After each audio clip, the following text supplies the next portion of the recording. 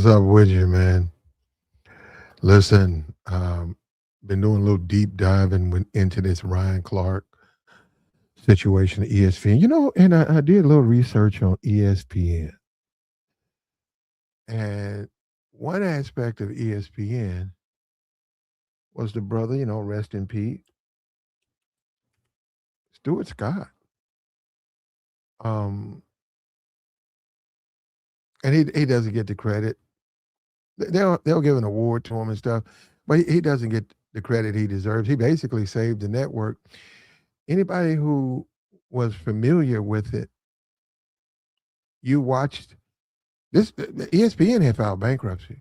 They had terrible in a cable network landscape of competing for the youth and the sports fan.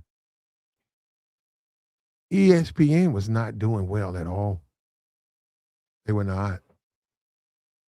Now, what BT, MTV, these networks grew from the rubble. I mean, they grew tremendously. They grew ridiculously. They grew. I'm sure they, just music video.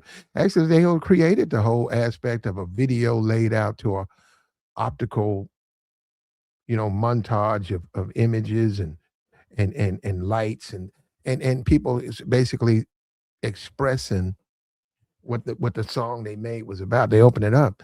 But let's just talk about ESPN. I'm telling you, because you had your Sports Illustrated. We done got away from print media altogether because of this internet stuff and digital media. But you had your Sports Illustrated. You had your magazines, and basically the sports media was some old, retired.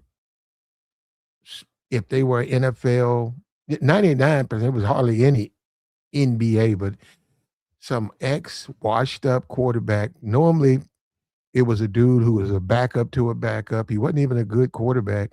He may have had a run of 4 games, or maybe he won a playoff game, and you would hear about that constantly. Who does the sports? Meet, you fill in the blank. Meet so and so, and he would do local sports, and it would be some dude who played for some team, and he did a good run. He had about 3 games, and he talked about being in the pros and but he wasn't the star. He wasn't a Super Bowl. He wasn't no MVP player. He was just a regular dude. And he had his own delivery, his own style, right? Not my thing. Not at all, not my thing. So when you had Stewart come on here, all of a sudden his style, he started going after the youth. He started going after a different segment. He had got away from, look, we're done with these old baseball guys who want to sit around talking about Bruce, was it Babe Ruth and man, I forgot the other guy.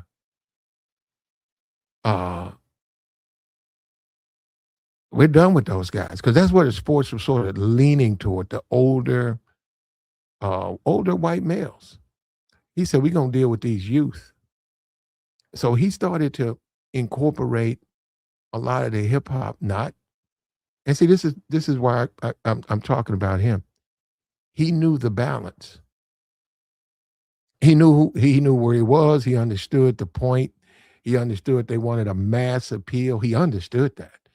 He understood he wanted the masses to watch his sports, the network, but his show. He wanted that. So he knew that he couldn't go too far with it, but he went with it just a little bit. He would spice up his commentary just a little bit. He had a little swag to it. Put the music on, show the highlights, and he really, really built that network. He went above the call of duty, and ESPN had filed for bankruptcy, and it was the year they hired him. I think they filed for bankruptcy, and he came in. And look at ESPN, $3 billion purchase of the NFL network. $3 billion. This man amassed a king's ransom. He never was the highest paid personality there. He was the most popular one. and he set the tone for what would follow. He built ESPN. This guy, I saw the guy with the glasses. I don't even know his name. Come on, man. I ain't got no problem with that dude, man. Make your money. The brother, he got a bald head and them eyeglasses on. I ain't got no problem with him. This ain't no hating over here. We don't hate over here. But no, he ain't no Stuart Scott, man. He don't have that. I get it. The glasses, the bald head, the persona. And if you like him, you like him. I was anyhow. There was a period of time where I watched that, and watching them a couple of times because I keep up with sports. It was okay, but I'm telling you, it got boring. That whole eyeglasses with the bald head in a suit. Yeah, I stopped watching. I said, man, I don't like that. That is not. I'll go online, find me a sports website, and I'll catch up on my sport. I go to ESPN, catch up right there. Go look at some YouTube, huh? Isn't that what we're doing now? So, but Stuart Scott built that network, a black man. And I make that point. It's possible for a black man to go into mainstream America and help himself as he helps this company. Now, I'm not that familiar with him. Did he ever do any racial roundtables? I'm not that familiar with him. I would think not. Um, what he did was he was an advocate for the sports athlete, and he's also was able to deliver. He was able to deliver these athletes into homes traditionally where they weren't welcome in a way where he did not upset the racial balance. He didn't upset it. And he was one of the main figures with Jordan. You want to talk about somebody, if Jordan on his court built the Bulls and the NBA, he built Jordan. He brought Jordan into America in a way other people couldn't do it. And it was very successful. And I bring up the Ryan thing because I get Ryan and I got no problem with Ryan. I know a lot of people do, and I get what he's trying to do. I get what Ryan's trying to do, but they're not going to buy that. White society, they're not going to. What Ryan is pushing, and I get it, and he's very correct. And you should be honest.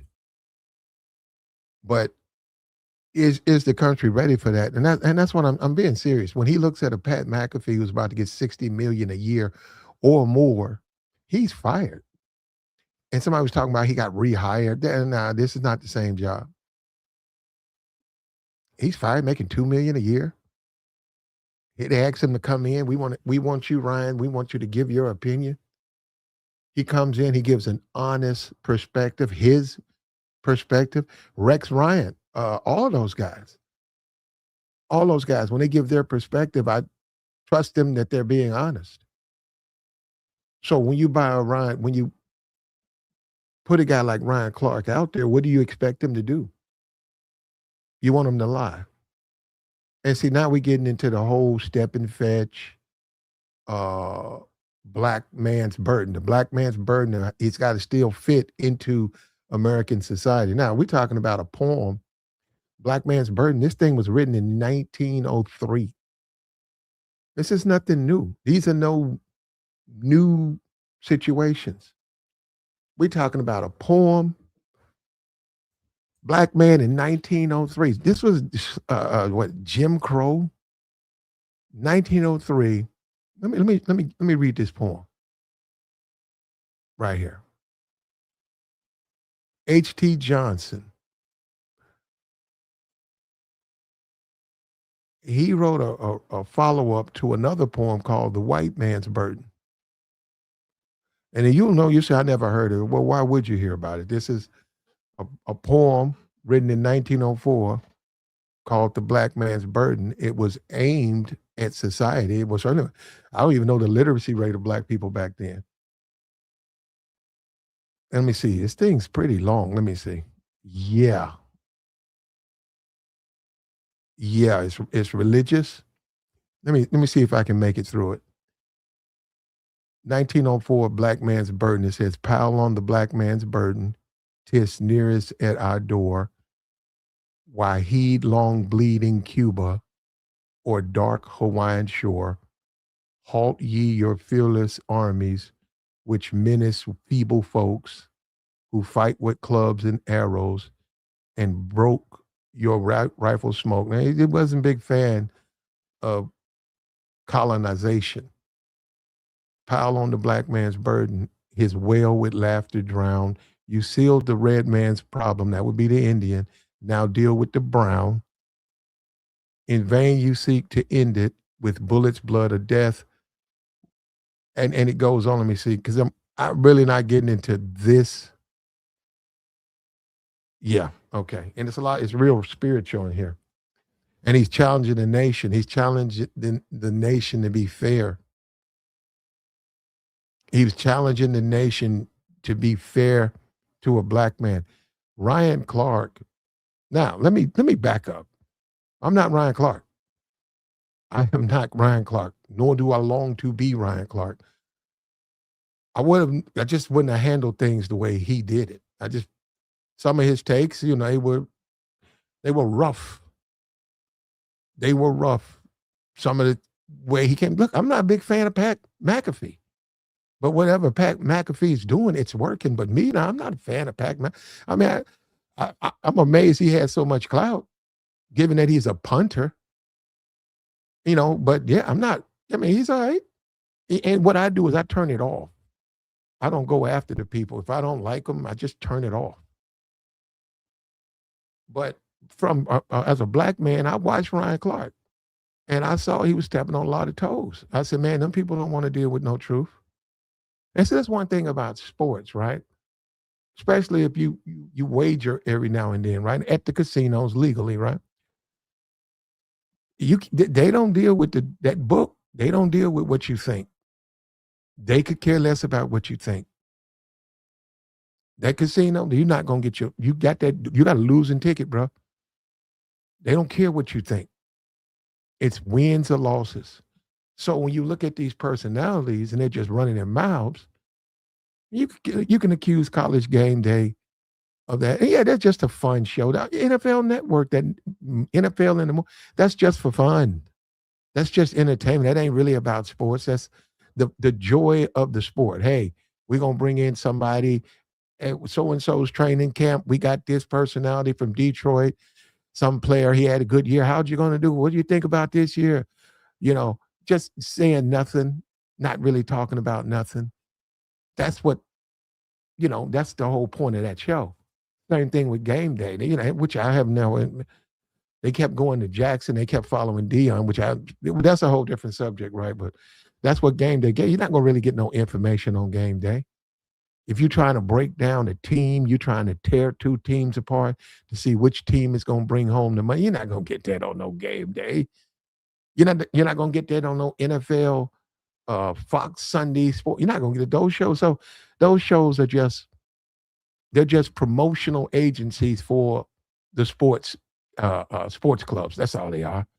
They're not meant to give out information. They're just meant for you to say, hey, we're at this tailgate in Alabama, and all the people out, yeah, we're getting ready for this Alabama LSU game. And yeah, I get it. It makes a lot of money, and that's what the people want to see. But when you say a Ryan Clark, and it's possibly he's been lied to, and somebody sits in front of him and says, man, we want you. What do you mean? We want you. We want what you bring. We want you to put that out there in front of those mics into the world. I think a black man has to think about that, because he has to say, do they really want me to tell the truth? Because I'll be stepping on toes. Do you really want me to tell you who's the best players? Because you look around and say, well, wait a minute. Do you really want me to tell the truth? And I think that's a burden. And I sort of feel for Ryan Clark, because we're on the verge of watching a man get $70, $80 million a year. He was a punter. According to Peyton Manning, they're not football players, but he was a punter. This man is trying to feed his family. He played in the NFL. He has a perspective, and he sort of represents a black man's perspective, and that becomes a black man's burden. Because let's be for real, nobody wants to hear that. They don't want to hear that, man. They don't. They don't want to hear that. They don't, Ryan. They don't want to hear your perspectives. They got rid of what Jamil Hill. They, all of these black people they get rid of, and they, well, you know, the people they going in on Stephen A. But let me just say something. Stephen A's never been what you guys want him to be. Stephen A. Smith's never been a black man. He just never came in. Yeah, he tries to spice it up with a suit, and he has that loud mouth, but that's never really been him. You know, even when you look at the guys who've come through there, you know, even with the Shaq and Barkley, what do you think they're doing? You think they're performing for black people? No, they're not. Who do you think watches the NBA? Who do you think goes to the NBA? Man, did you see the playoff tickets? Man, the NBA makes so much money. It's scary. What's the ticket going? A ticket. They sold out a ticket, $3,000 a seat. A ticket. Now, we're not even talking about the TV money. And I think, didn't they just do it? They did a deal, I think, with China, $300 million. Bro, they got so much money in the NFL. They want to present that as a package. They don't want you to talk about, don't bring up, they're going to tell him, they're going to tell you, they're going to look at you. They look at a Shaq. They know Shaq's pretty much. Dude, should I stop? I shouldn't keep talking, right? They know what they get with Shaq. What is Shaq, 15 years old for the last 40 years? Well, you got Shaq, you got Barkley. We already know Barkley's. And then you got the one guy, really, Kenny Smith. And if you can stomach those two, you'll get some legitimate basketball knowledge from Kenny Smith. And then you got Ernie, right? And you got that, and that team sales. That is what people want. But when you say, I see Chris Webber, he ain't there. When you say a Chris Webber, when you say, what's the guy, Jalen Rose, he ain't there. They ran him up out of there, right? When you start talking about these black men who, for whatever reason, think the networks want a black man's true perspective, they get fired. Because that ain't really what they want. They want you to sauce it up. Hey, I need to talk to you for a minute. Isn't that you're walking down the hall? Hey, yeah. Next thing you know, yeah, vice president needs to talk to you. 11 o'clock. You okay? Yeah, make some time. Need to see you upstairs. And they tell the guy they don't like what he's been presenting.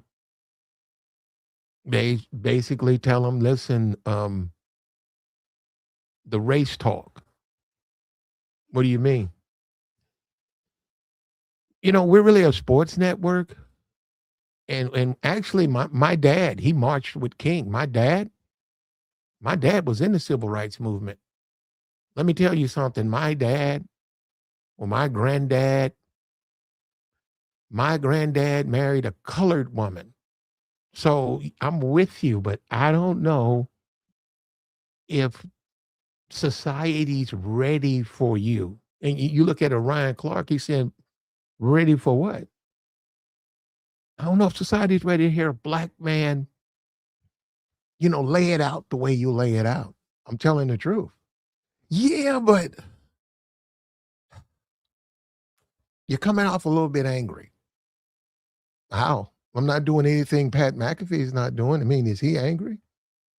Yeah, but you're I don't know what to tell you, Ryan. I don't know what to tell you guys, you know, and all them guys.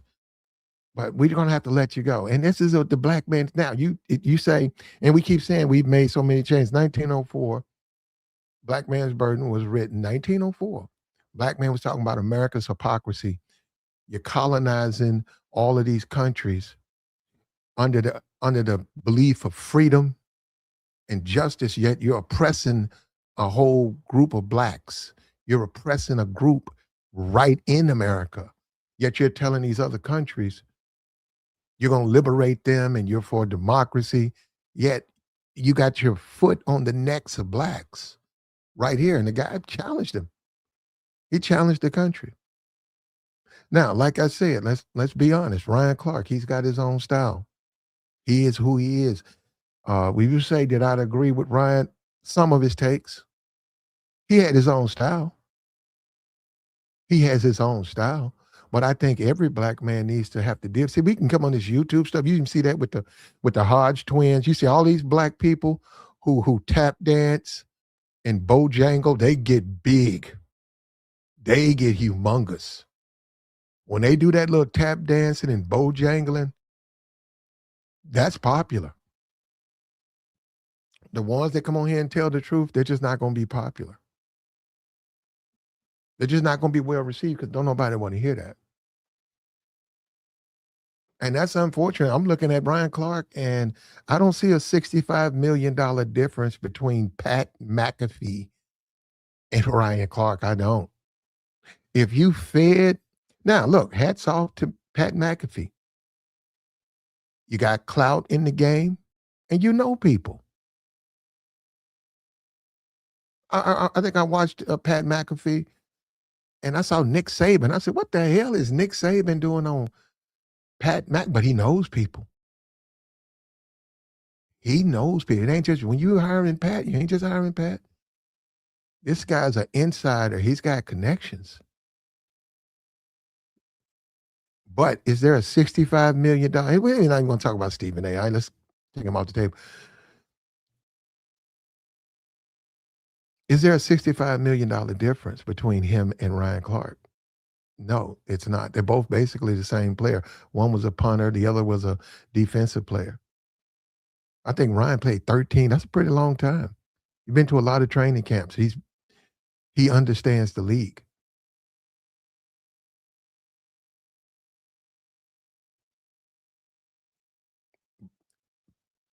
Ryan tried, and like a lot of black men before him, he failed because America's not ready for the truth. They don't want no true analyst. I'm telling you right now, I use that. Let me tell you something, man. I think, what did they, the New York Giants, they had a Monday Night Football game. They had some guy, he had won the Division II Heisman. It was some white dude. And he had got in the game, I think, on Sunday for Chicago. And he played good. I think it was Chicago. I'm thinking Chicago. Was it Chicago? Anyhow, I'm listening to the announcers, and they was talking about this guy, and they were saying this is his first Monday night game. And what do you expect? And all the fans were saying, yeah, this guy's going to be the next big thing. I swear, man, I watched that, and I said, wait a minute. I said, that guy's going to start.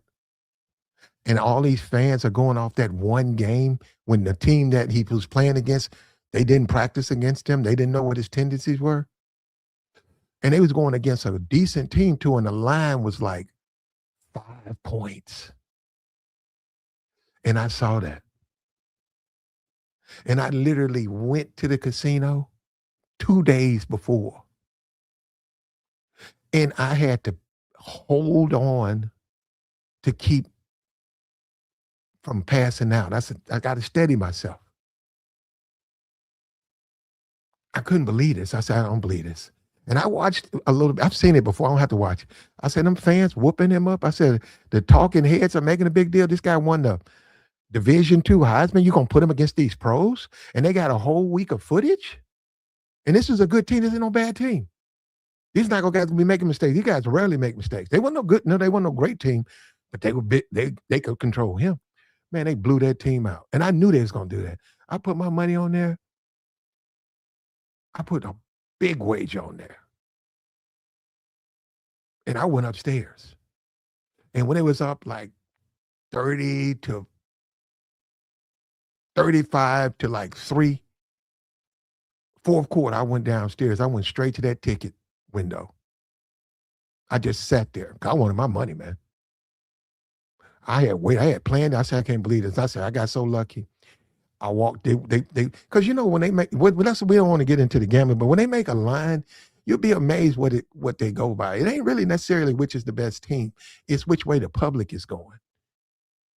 And when they hop on a team like that, the public is 90% wrong. And they start making a big deal about a guy who measured out as undrafted. When they believe me, they put the metrics down. They know what they're doing. They say this guy is not. We ain't got to draft him. Coaches say, what the guy say? That guy be a tight end. I ain't bring the guy. Well, what's the Rudy movie? What's the movie? You know Rudy. You know Rudy, and the guy said, "What you gonna do with this guy?" He said, "You can have him." And he said, "You put him on practice squad." He said, "I ain't putting that guy in my backfield." And then what he wanted Rudy, what the quarterback wanted Rudy to start. In the movie, it was a black quarterback, and the team collectively said Rudy needs to get in, you know, and he needs to get in the game. He's been playing, he's been with us. He can get in a couple of plays. And that coach, go look at that coach. He walks in with his jersey and he said, "Yeah." He said, "I want Rudy to come in for me." And he lays his jersey on the coach's desk. That coach. No. He's holding his jersey in front of the coach. He says, "I want Rudy to come in for me." And that coach takes off his glasses. He said, "You're All-American. You need to act like one." He said, "I am." And he lays his jersey on the desk. And then here comes the lineman, right? And then all in front of the coach, they're doing that, right? And because he's saying, "Hey, man, I got to deal with the real world. Rudy can't play. He's a good guy in the locker room. You guys like him. He's a good guy. He's the type of guy. He's a football player. He's a teammate. He's a good practice guy. But when you say putting him on the field, he becomes a liability for me. And my job is to coach this team. And I can't put somebody on there that's a liability."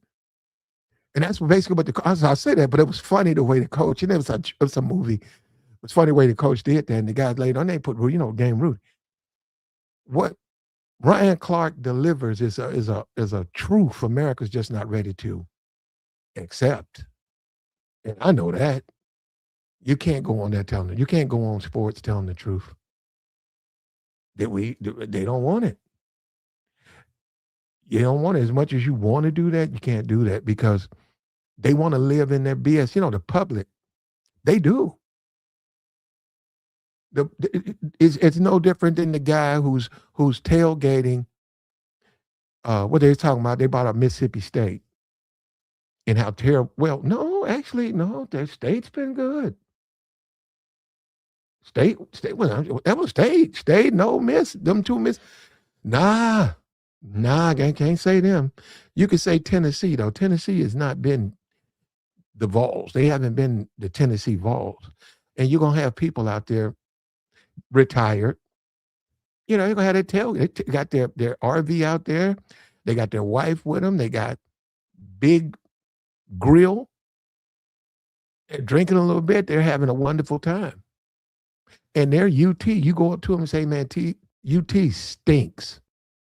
UT is a terrible team." They'll probably be a fist fight because they don't want to believe that. They do not want to believe that. They want to believe that whatever problems they have, they're going to overcome, just like magic. They do want to believe that.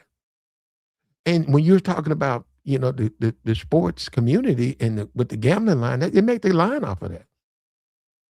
They say, if we put a line out here that Tennessee stinks, we won't get no Tennessee money. Let's play with these guys and say, hey, it might be a 3-point game. Tennessee, the Vols might wake up on this game. Tennessee, Georgia, which is going to be a massacre, but they're going to say, it didn't used to be like that, but it'll be a massacre this year. And people want to believe that Tennessee got a shot. What Ryan Clark has to deal with as a black man is delivering a perspective that America just don't want to deal with.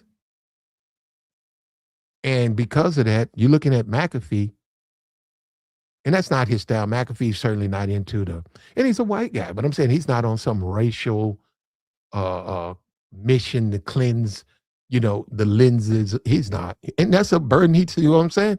He's not saddled with a black man's burden like Ryan Clark is. He's not saddled with that. He can go in and just be an announcer. He's a punter. He can all his connections, and he's gonna get what this record amount of money. He's gonna get this record amount of money now. And let me say this, because people get this messed up. This is hey, Ryan, get 200 if you can get it, brother. I ain't got no problem with you, and neither does Ryan. Now, J.J. Watt has a problem with it, but we're not really talking about that because they've come out and said the reason these guys are getting fired and laid off is because of Stephen A. and Pat McAfee hogging all the money. But that's not what I'm talking about, because that actually goes against what we are. This is what I'm saying. That's J.J. Watt. Hey, Fox News, that's J.J. Watt. You know what that would be called, Fox News, what he just said? Do you know what they would call that when you say, hey, Stephen A., Pat, you guys getting all the money and we don't have jobs? They would call that's called socialism. You see how the hypocrisy of this stuff? And that's a white guy. That's socialism. This is capitalism. You should be able to make $50 billion. That's up to that network if they don't want to hire nobody else. And it's funny how they don't want you to be a capitalist. You know what I'm saying? Now they don't want you to be a capitalist. But anyhow, Pat McAfee, is there a $65 million difference between Pat McAfee and all of the people they got rid of? I say no. Guys say he hadn't watched ESPN since Stuart Scott died. You know what? There's no way that the descendants of Stuart Scott shouldn't get easily, at least, I'm just saying, just a gratuity. If they're spending $3 billion on the NFL, they need to give that family, the descendants of Stuart Scott, my fault, Stuart Scott. They should give the family, the survivors, easily $50 million.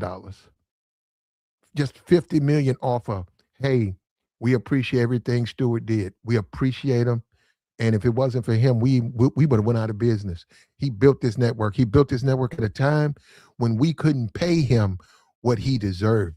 But right now, we're making so much money, we want to reward this to his descendants. They need to do that. ESPN gives $50 million gratuity to the surviving members of Stuart Scott. He built the network, man. If it wasn't for him, it wouldn't be no ESPN. And one thing he didn't do, like I said, he knew his boundaries. He had mass appeal. And this was a smart brother. That's what he wanted. He did not want to go on that. He did not go to ESPN. Let's start with the basics. First of all, he was probably the best commentator as far as his delivery, his ability to create, his commentary, the way his style was. He was better. He was better than all those guys. He wasn't so imposing that his co-host was intimidated. Rich Eisen fit right well with him. He had his style, his delivery. The network listened to him. They took a lot of his ideas and they implemented them. That made the network even better. That made it even better. He built ESPN, a black man. And what do they say? Just like oil, right? Isn't that what they say? The black commitment and black participation in a business, it's like extracting oil. And that's what, and I don't mean it to be negative, but a black person's participation is like they extract the oil and then they refine it and they repackage it and they sell it. And look at them now. Look at them now. Look at ESPN now. ESPN now is saying, hey, Stuart built us. And listen, I'm not saying Stuart, listen, man, I watched this stuff myself. Stuart Scott was not no type of confrontational Black Lives Matter activist type. No, he wasn't even trying to be that. but he was a cool guy. He was the guy in college that you got along with. He was just a cool dude. And to a certain degree, he didn't constitute really a race. He was just a personality that you really liked. And it worked for him. But he never got his money. He never got what he deserved either. Stephen A. Smith, you joke, $100 million. They owe the family of Stuart Scott $1 billion. Stephen A. don't deserve that much money. And I know what I just said, capitalism, you get what they pay you. I get that. But you ain't no Stuart. And but like I said, the thing you got to watch out with him, he's never been a black man. Other than he looks, the way he carries himself, he's not really been like that. But no, you can't even compare him to Stewart.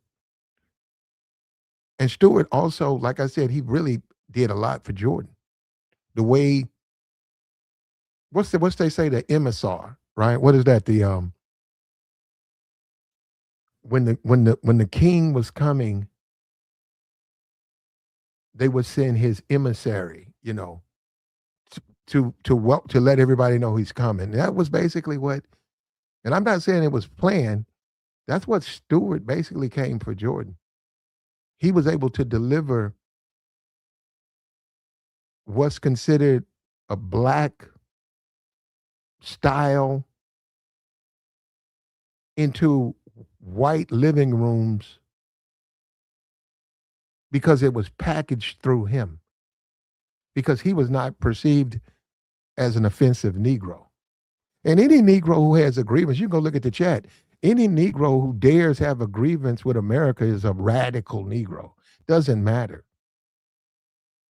You're a radical Negro. I remember when Charles Woodson won the Heisman over Peyton Manning, that week, if you said, well, man, Woodson's a good player, you're a radical. I'm so goddamn tired of you radical Negroes. What do you mean, man? They voted. He didn't win the vote. Hey, man, it was mostly white people who voted for him. Wait a minute, what are you yelling at me? This goddamn country's going to hell, you radical ass Negroes. You don't give a damn about anything we've done for you. But I thought it was supposed to be about who's the best college player. Man, he's the best damn player. Not according to I didn't want to get it in. Woo! I don't even want to get into that. Poor, and look, hats off to you, Dungy. Dungy, go smoke a cigar for me and just lay back, man, because you had to deal with Bannon, and you haven't said nothing about that. You haven't. What's the guy? The white guy got fired. He said playoffs. What's the guy? That New Orleans dude.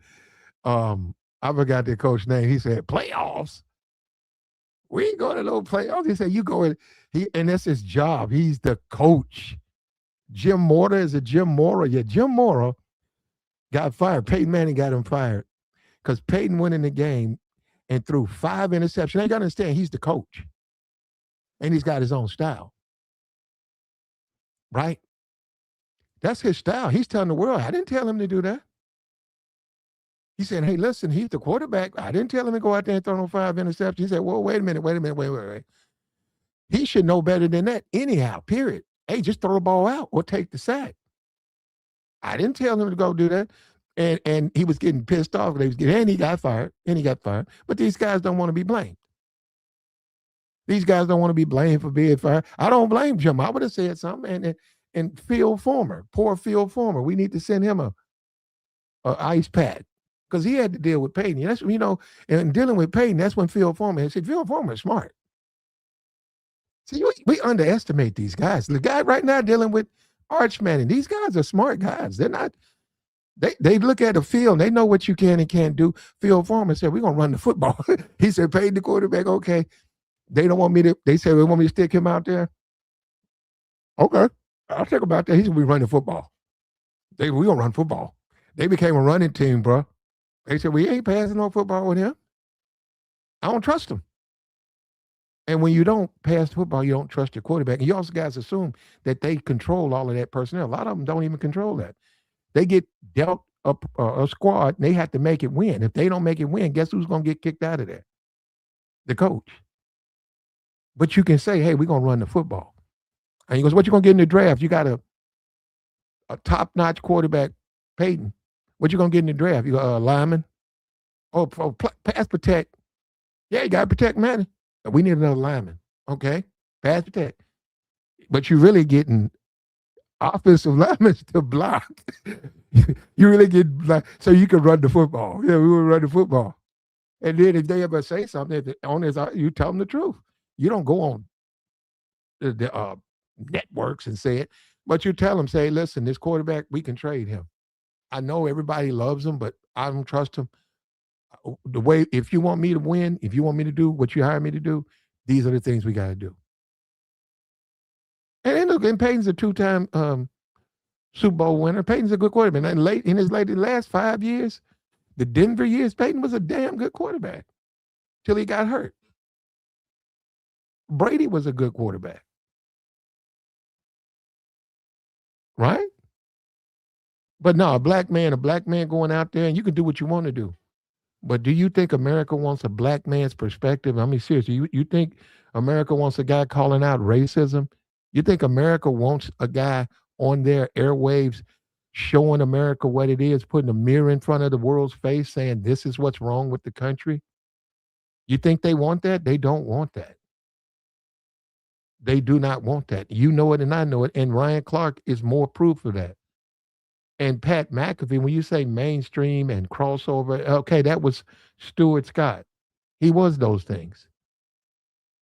He was a decent quality dude, and he saved that network.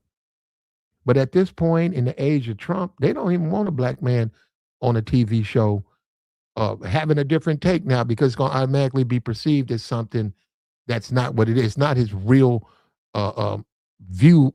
It's not what he sees. It's some kind of way he has an agenda and he's angry and he has an axe to grind and he's got a chip on it. This guy's got a chip on his shoulder. Why are you so angry? You know, who pissed in your Cheerios? Why are you so pissed off all the time? Yeah, that's the perspective. That's what I'm saying. That's the game. And that's the game, Ronnie. You finna watch a guy get $65 million a year. And he ain't $65 million better than any of them guys. But see, he doesn't have that black man's burden. He doesn't carry that anger. He doesn't carry that grievance that's automatically going to be attached to you whenever you disagree. Period, really. Period. And is there a place? Well, Ryan, this is where you have the advantage. This is where you had the advantage. You should speak out how the black community has not built arenas or spaces for people like you who are trying to advocate for what's best and be fair. They haven't done that. They haven't done that. There's no place for you. So what happens is you wind up just being a Sambo. You wind up being a bojangling Sambo.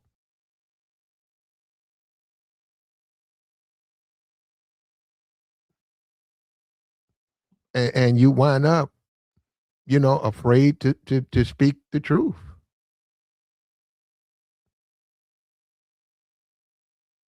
And I don't understand that. A black man's burden. Pat McAfee, Ryan Clark, Stuart Scott. And I didn't put Stephen A up there because I don't even want that. He for what? I'm trying to think, Stephen. I'm just not really a fan of Stephen A. I have no problem with him, but I salute him for taking on Malika Andrews, though, and he did that at a time before really we knew what she was about. He shut her down, though. Hats off to you. But here's a way you have to do things. I get that. He probably knew. He probably had conversations with her, and he pretty much knew which way she was leaning. But with that Uduke, her trying to throw him under the bus. She said they paid him 10 years. Now they racist. You guys are going to interpret anything a black man says that goes against your narratives as racist. So it's a waste of time. I couldn't sit here and break down that because you don't want to believe. You want to believe a lie. Like I said, you are that Homer. You know Homer Simpson, right? You're a Homer. You don't even know it, but you're a Homer. You're the home team. You're the home fan. You're a Homer. You was born in Dallas. Your favorite football team's the Cowboys. Your favorite basketball team's the Mavericks. You live and die with those teams. You grew up on those teams. You're a homer. They call that a homer. So, but you're a homer for racism in the sense anything a black person says that doesn't align with the way you see the world, you're going to perceive them as being racist because you don't want to deal with the real world. And that's what's happening to Ryan Clark. And is Ryan perfect? Not close to it. A lot of his takes I don't agree with, but ESPN is doing a disservice to rob the public of a black person's perspective. And I don't know what you mean when you say qualifications. The man's got 13 years in the pros, right? He's raised a family. You never hear anything negative about the guy. But I guess, he's a little bit too brash for ESPN. And that's sad too, because it is football. He's not talking women's tennis. He's up there talking about football. It's a brutal sport. He played it.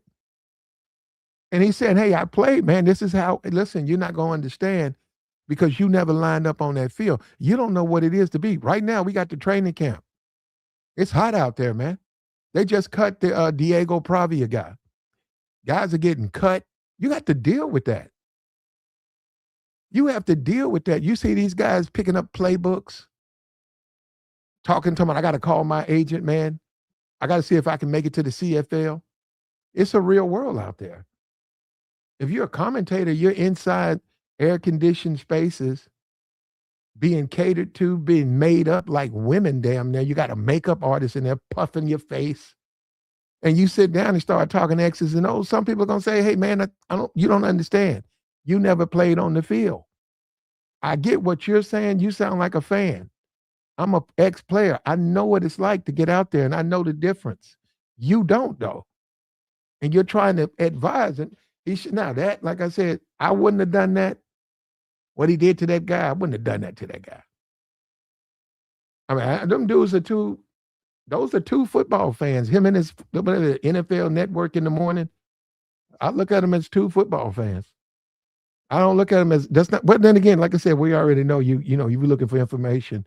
You're not going to find that on the NFL Network. But they don't owe Ryan. They don't owe Ryan anything. But there will be no black perspective on these networks. He says McAfee is entertaining to the. Yeah, McAfee. Yeah, the draw McAfee, because then when you say sports fan, right? When you say sports fan, what is the McAfee draw? Because certainly he has one. He certainly has one. What my interest is he has a lot of clout. He knows a lot of people. I think I seen him talking to Tom Brady. Look, let me tell you something. If I can go to ESPN and the Platinum Show, and I got Tom Brady joining me, I got Nick Saban sitting in for man, what are you talking about? I already made it. I don't have to be good. I don't have to be good. And he's got that. Now, like I said, I don't know Ryan Clark. I don't know his Rolodex. I don't know who he knows. I don't know Steven. I don't know. They're different style. But this is what you get. Hold up, let me get this out of here. Like the stream, brother. You deal with these clowns.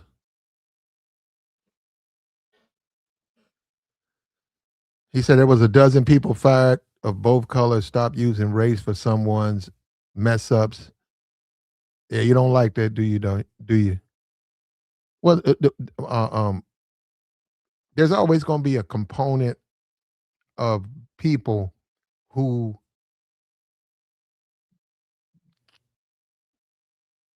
refuse to acknowledge the racial history of America, the oppression, the Jim Crow.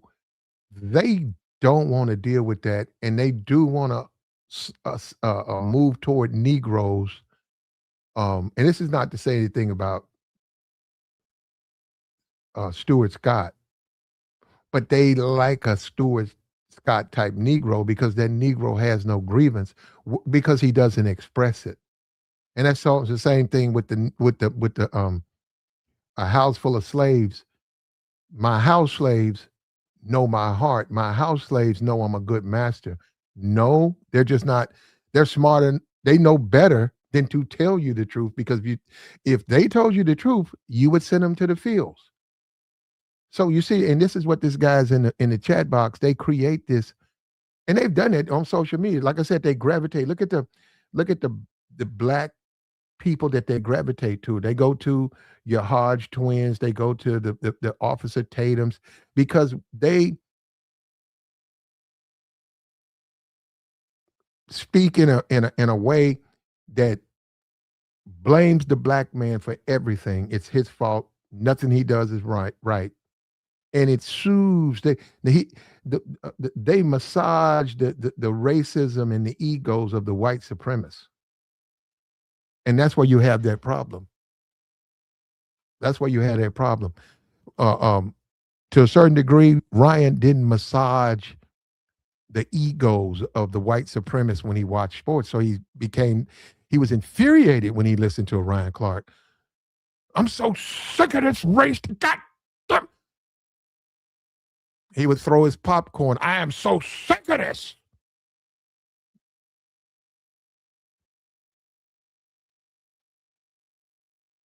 And that is a problem, man. He said that's the shut up and dribble mentality. Well, what do you want him to be, though? I'm just saying, what do you want Ryan Clark to be? A cardboard cutout?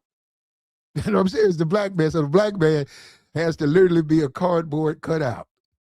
So they can have a round table and they can just have a cardboard cutout of a black man with a mic in front of him. And they can offer that, okay, we're going to go here. Okay, that's his opinion. That's his opinion. That's his opinion. And then they say, well, we don't want black man to say nothing anyhow. We really don't want his opinion. He just up here. Yeah, they might as well just put one up because they don't want him to have an opinion. And my thing has always been if the black man's opinion mirrors the white supremacist opinion, is he really giving you his opinion? Are you really getting a true independent perspective if it mirrors the white supremacist opinion? And you do have a lot of blacks in sports who do that. They do that. He said Cam. They got rid of Cam. They don't see the value in Cam. They literally saw no value in Cam. They see no value. They look at Ryan as he was too outspoken for where they was trying to go, and they're gravitating toward a Pat McAfee. So to a certain degree, and what this young generation, what they want, more power to them.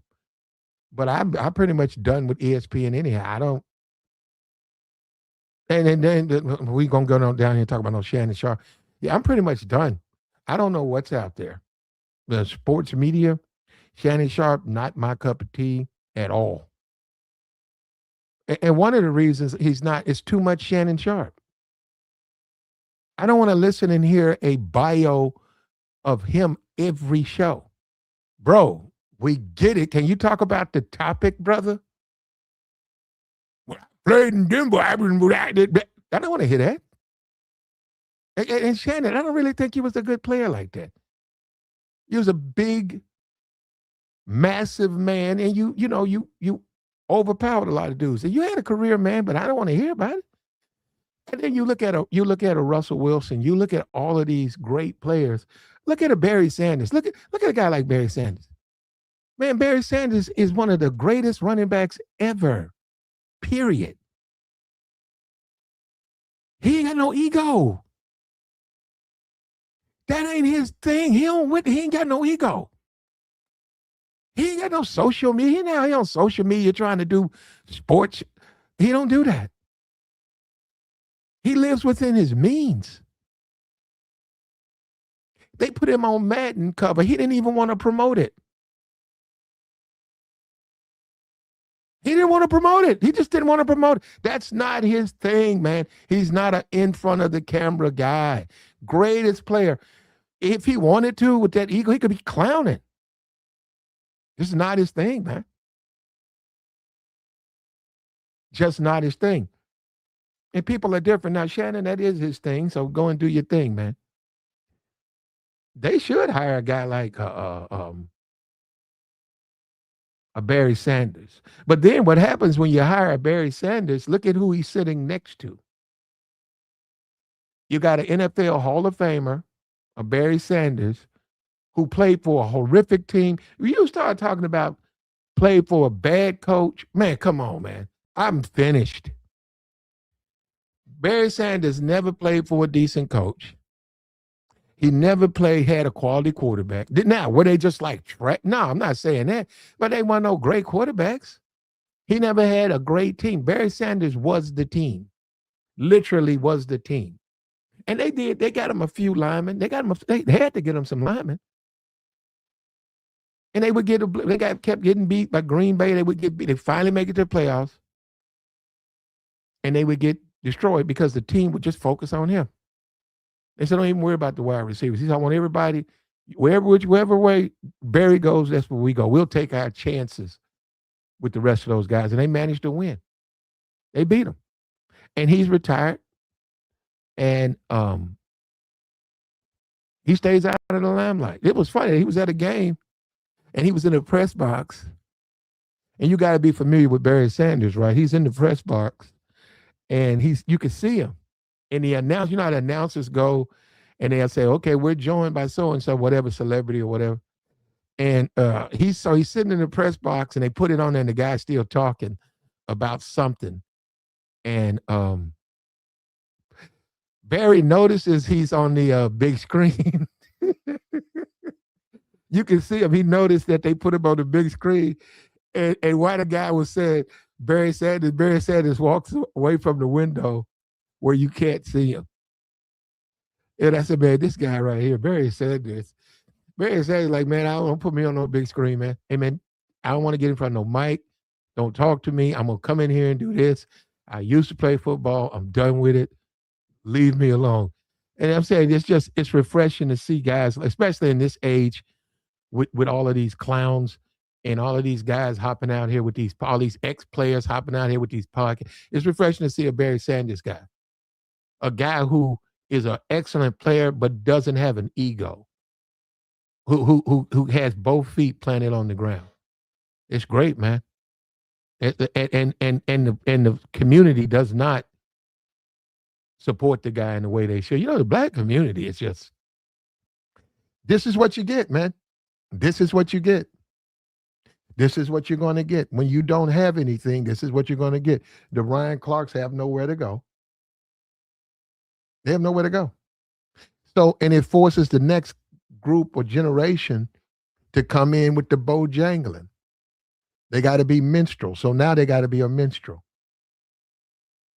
They got to come in and tap toe and we're going to ask this former player, this analyst never played. Oh, and let's get to this black guy. Well, you know what? We've been talking, all of us been talking. Why don't you just tap dance? Because it would be more, and we don't care about your opinion. Why don't you just tap dance a little bit? And then we'll go to the commercial. They might as well just do it that way because they don't want to hear what these guys got to say.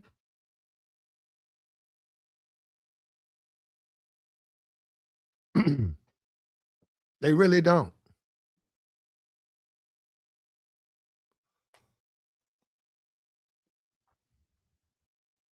He said Ryan Clark telling those players from the South. I didn't see that.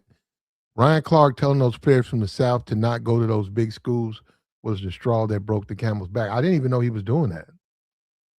Wow, that's what I'm saying. He was bold, man. But I know he knew that that was a timeline on that. If he's up there doing that, yeah, they're not gonna let him do that. And all is well, man. Even though they've reshaped and diluted the black vote, that the black vote don't matter. You can't vote for who you want, and the vote the legislators control everything, right? So blacks are gonna be literally at the mercy of the person over the district, right?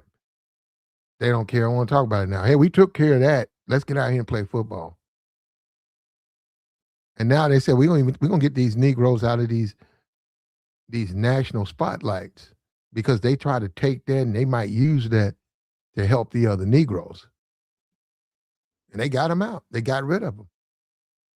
And this is what I mean. And this is what so many people don't know. You guys don't know America back with 80, 83, 84, when Stuart Scott ruled America. You don't even know that, do you?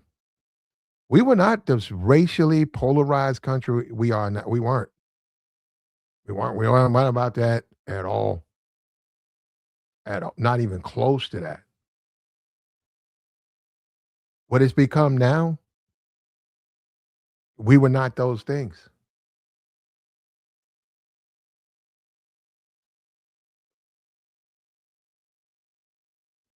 He said Ryan had 4 or 5 incidents. It was bound to happen eventually. I'm not familiar with any incidents he had. Said curse will come down on here like Egypt, a plague. You think so?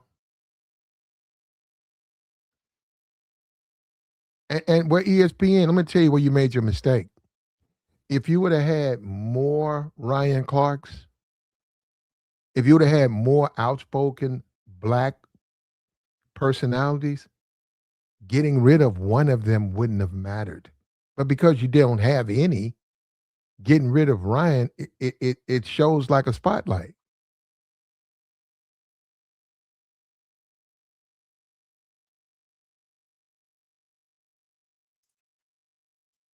And let me say this to the future. If they do go that way, get someone who really is. And Stephen Smith, I mean, he's doing shows with Cameron. See, we just different people, man. I think that when you go with the rappers, it sort of solidifies a racist perspective of black people anyhow. But I don't think Steven cares about this. I don't think that matters to him. When you take a Ryan Clark, you have no place for Ryan Clark, but you say, well, we're gonna bring in Cameron, ex rapper. You have to wonder, what is the network trying to? What are they doing? What image and what is the point? Are they trying to say that the the the Ryan Clarks don't really represent a black perspective, a professional man, 13 years, qualified, knows how to conduct himself, versus a rapper? If you go and listen to some of the lyrics, you scratch your head. That's the person that represents the black or represents society, a rapper. That's not playing the white racism. If Stephen A did a show with Big Meech, would that be representing, like, hey, I'm Stephen A. I'm not like that, but I'm gonna ask Big Meech who's gonna win the college football national championship. Yeah, they don't want a Ryan Clark. There's really no place for him.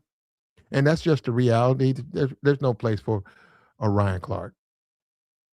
It's just not a guy like that. Any guy who says he's gonna be a man and he's gonna stand on business, he's not gonna be working for a major network. They're just not gonna let that happen. They're just not gonna let that happen. They're gonna get rid of you.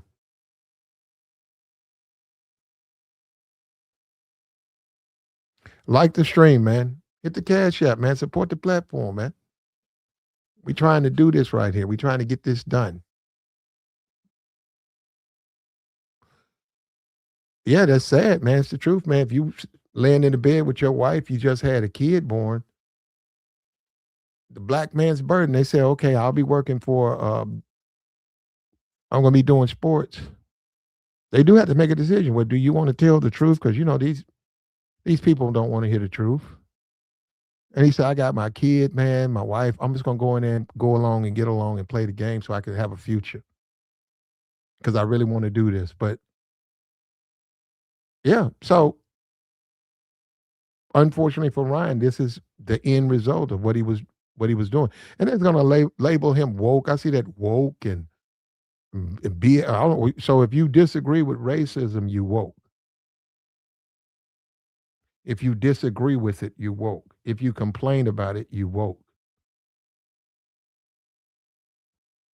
Well, they said Charlie Kirk dropped out of college or something like. He went to a community college, and he had a conversation about the hold up, what's the Supreme Court justice? Let me go look her up.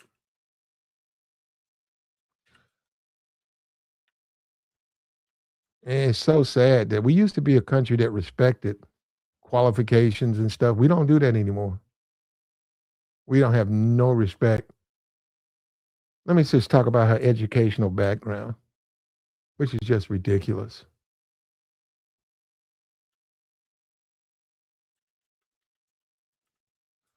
Of was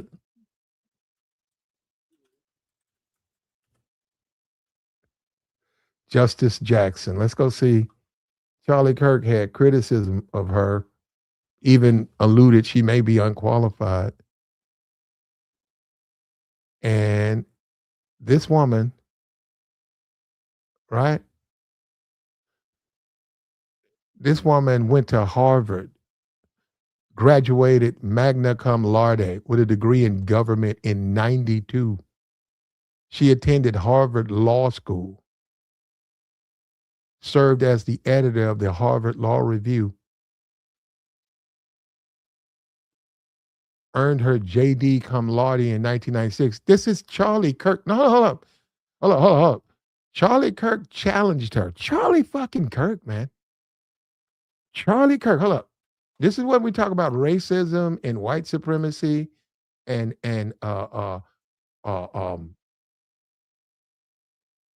giving something who don't deserve something, giving somebody something. Charlie Kirk, let's go look at Charlie Kirk's background because Charlie Kirk's the one who brought it up. Charlie Kirk's education. Let's go look at his background. Charlie said that she wasn't qualified. Charlie Kirk's education. Charlie Kirk was raised in Chicago. I'm looking it up right here. Charlie Kirk. Charlie Kirk. It says Donald Trump. It says Charlie Kirk, media personality, co-founded Turning Point. They got his assassination. Okay. What's his educational background? Conservative politics. Now I'm looking all over here. Oh, he went to Wheeling High School, volunteered for a Senate campaign of Mark Kirk, began listening to Rush Limbaugh, initiated a boycott of cookies at the school's cafeteria, standing against a price increase, wrote for Breitbart. They finally get to his education, right? He applied to West Point and was rejected. He enrolled at Harper's College, a community college in Illinois, withdrawn after one semester. And see, one right there, that's a lot of times people will do that just to get that money, that Pell Grant. You enroll, you go about 1 or 2 days or 5 a week, and you stop coming, but you got all that money. So I mean, I'm not saying that he did that, but I'm saying when somebody tells me they went, but they never really went. A lot of times it's because of that. And this guy was talking about, we talking about white and black in America. This guy was talking about Justice Jackson, and I get it. Okay, I get it. You don't like her politics, but she's not supposed to be political. But he questioned her qualifications, and it's like, bro, you went to Harper College. You didn't even go. You didn't even go a whole. You didn't finish. And all of this, you worked on this political campaign. This person, this man. You listen to Rush Limbaugh. That makes you qualified. If you see a black pilot, they're not qualified. Once again, the victim and make it black and race. They do it all the time. They do it all the time. Yet the black person, if they dare be so bold to bring it up, their grievance, they're a grievance person. Oh man, you'll see the problem, man. You can work here, but you keep bringing up the race, man. You bring it up. But see, that's the problem. See, you don't want to just. We just want to talk about football. Man, it's a crazy world, man. And we see it up front now, man. Pat McAfee on his way to a record contract, and Ryan Clark no longer needed, no longer necessary. And the actual network was built by the contributions of a black man. Isn't that crazy? Somebody was talking about Jack Daniels, right? Jack Daniels, black man created that recipe. That was, you never know it though, right? You never know it, right? Bro, we are messed. We so ate to the bone. We so ate up with this stuff, man. I don't know what's going to happen. So they hate the truth, how they get in their feelings about this. Do you really think only blacks were slaves? Exactly, Clark's a dumbass. Stop the color narrative. I got you, man. I got you. Blacks were only slaves as we know it from transatlantic slavery and how they were indentured. It wasn't the way you're trying to make it. Family were slaves, born into slavery, died in slavery. You could buy your freedom and then get thrown back into slavery, which meant you still had to be a slave. You couldn't get thrown back into slavery and say, hey, I'm a free man. You didn't get a chance to put that out there. What's up? What's up, man? About to help my partner move into his new place, little apartment, but yeah, just chilling out. But yeah, man, I put in the chat, yeah, he Ryan Clark, and back when they had the little deal, the little controversy with them players a couple months ago. About a month, he been telling all the players in the South not to sign NIL deals and not to go to them big schools, go to Mhm. the other schools and stuff. I said, yeah, You agree with that's that? going. Do you think they should be going to those schools? Um, Not if they want to go to the league, but if they really want to be some social justice warrior, they go to go back to the black colleges. But they're not going to turn down that money, no three Well, and yeah. four million. Well, hold up, hold That's up. not that's not their problem. Well, go ahead. I didn't say go to HBCU. That's what he was saying. Though instead of going to Well, those yeah, big see that right there. schools, That's what I mean. Like I said, we don't agree on a lot. I wouldn't say go to no HBCU. I would say go to USC or go to Ohio State or go to Indiana. I say yeah, that in a minute. Don't go to the SEC. I'd say that in a heartbeat. But no, I wouldn't tell no great running back yeah, Alabama to go play for Grambling. I wouldn't do that. No. yeah. He was it's not all, not everybody, but if you get enough of them, that'll turn the tide. That's what he was trying to say. Not 100%, but if you get like a good 30, 40%, that'll do some damage to them college because they make a boatload of money in the South with college. College football is big, damn near bigger than the NFL in the South. So yeah, I knew, and all that stuff connected the sports and ESPN, and you say something that trip and throw the money off, they gonna get rid of you. But that's why I said we talked about this a few days ago. He had a nice little run. But I didn't know Cam was working for ESPN though. Cam Newton. I didn't know he was. I thought he had his podcast. I didn't know he was part of ESPN. Is But Cameron a reoccurring guest on Stephen A. Smith? Cam Newton. Cameron, Oh, the the rapper. rapper. Oh no, they got him and Mace got the podcast too, but they got their own thing. They got their own little thing, but they just you know Did you they know that? Did you know he goes on? I think First Take. yeah, he do. They pay what they do. They pay people, or if he pays whoever come on his. Eric, I don't even know why we do this. Eric, please just follow me. He's been coming on First Take on Stephen A. Okay, Smith's show. okay. Is he a reoccurring guest? If Do he you know? keeps on, Or you don't know. So you don't know. I don't know either. yeah, That's why I if was he asking. keeps on coming on, yeah. If you keep coming on once or Why? twice a Okay. Well, week, my thing is yeah. why is ESPN comfortable with him, but they're not comfortable with Ryan Clark? Because Ryan Clark is their employee. Cameron and them is not. They got their own thing. That's what I was trying to tell you. I think him and Mace did like a $20 million deal or something like that, Hmm. and they'll Hmm. bring on Adrian Broner. They'll bring on like a rapper, or Are bring we on. talking about their show or are we talking about Stephen A's show? We talking about ESPN, Ryan Clark, right? We're not talking about what Mace and Cameron do. I said Cameron is on their show. Okay, What why you they bring him do, up? because he's been on ESPN. Okay. I know what they do. I mean, whatever they do, I'm saying I don't understand why they don't have a problem with him, but they got a problem with Ryan Clark. I don't understand that. Well, I mean, they got a hot show, so they're gonna bring on people who got like popularity to bring that crowd because ESPN got floundering ratings, so they're gonna bring on because he got the hip hop crowd. They got a big platform. They're gonna need people to come back. That's it's a strategy, man. You know, whoever's hot and popular at the time, and that's what they're gonna lean towards. Whatever's hot and popular, or they bring If more eyes on them. That's all. do you think it was a bad idea for Ryan to be talking like race on that network? No, it was because you're not gonna be there forever, so you might as well get it out. I don't think it was. I think this time was up. And had a nice little run, almost 10 years. You can't beat that. Hmm. And they made your money. You're not. And they were smart. They got their own podcast too. So that crowd, he gonna still be saying the same things, and he gonna explain what happened. You know, they gonna ask him in the next episode. That's what I'm waiting on.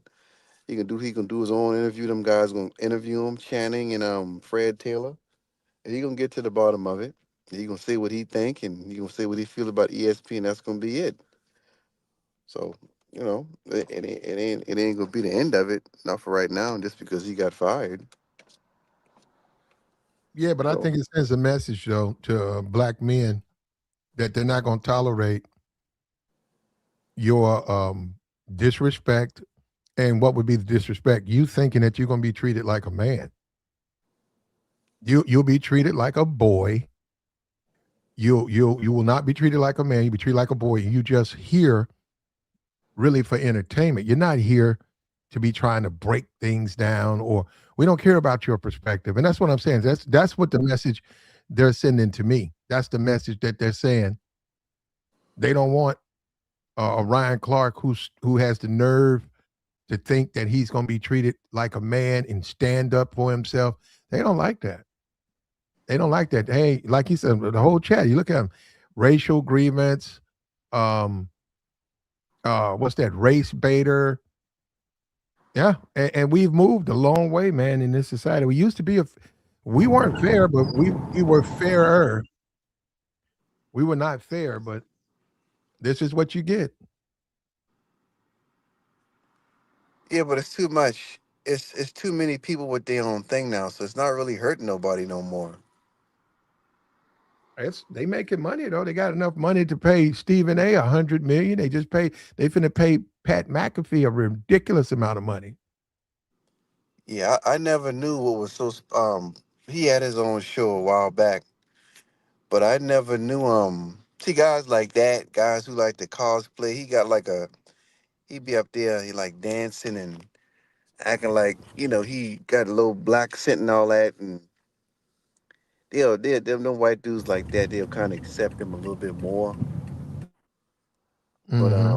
he ain't no studious white type of white guy. But Mm-hmm. yeah, Mm-hmm.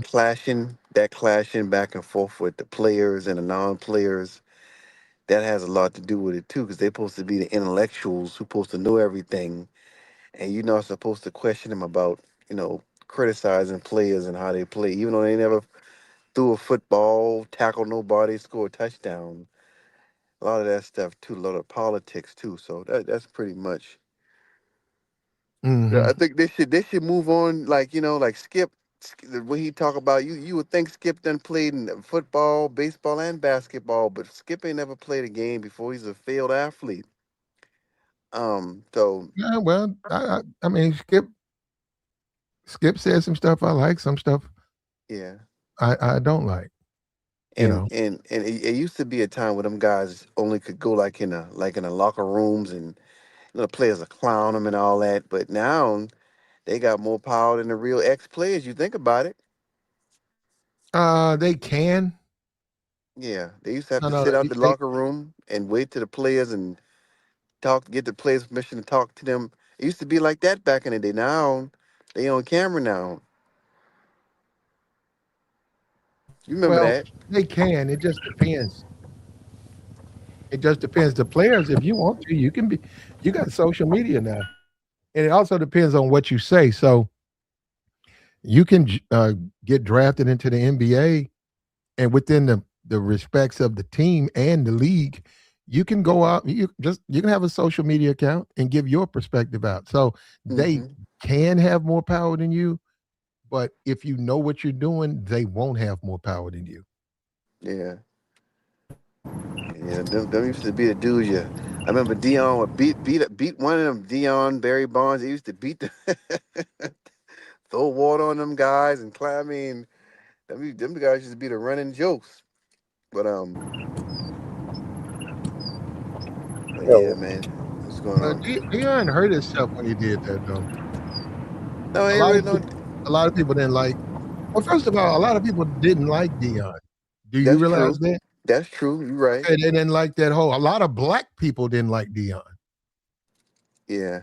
They didn't like all of them chains on his neck. They didn't like that wet Jerry curl. They didn't like it.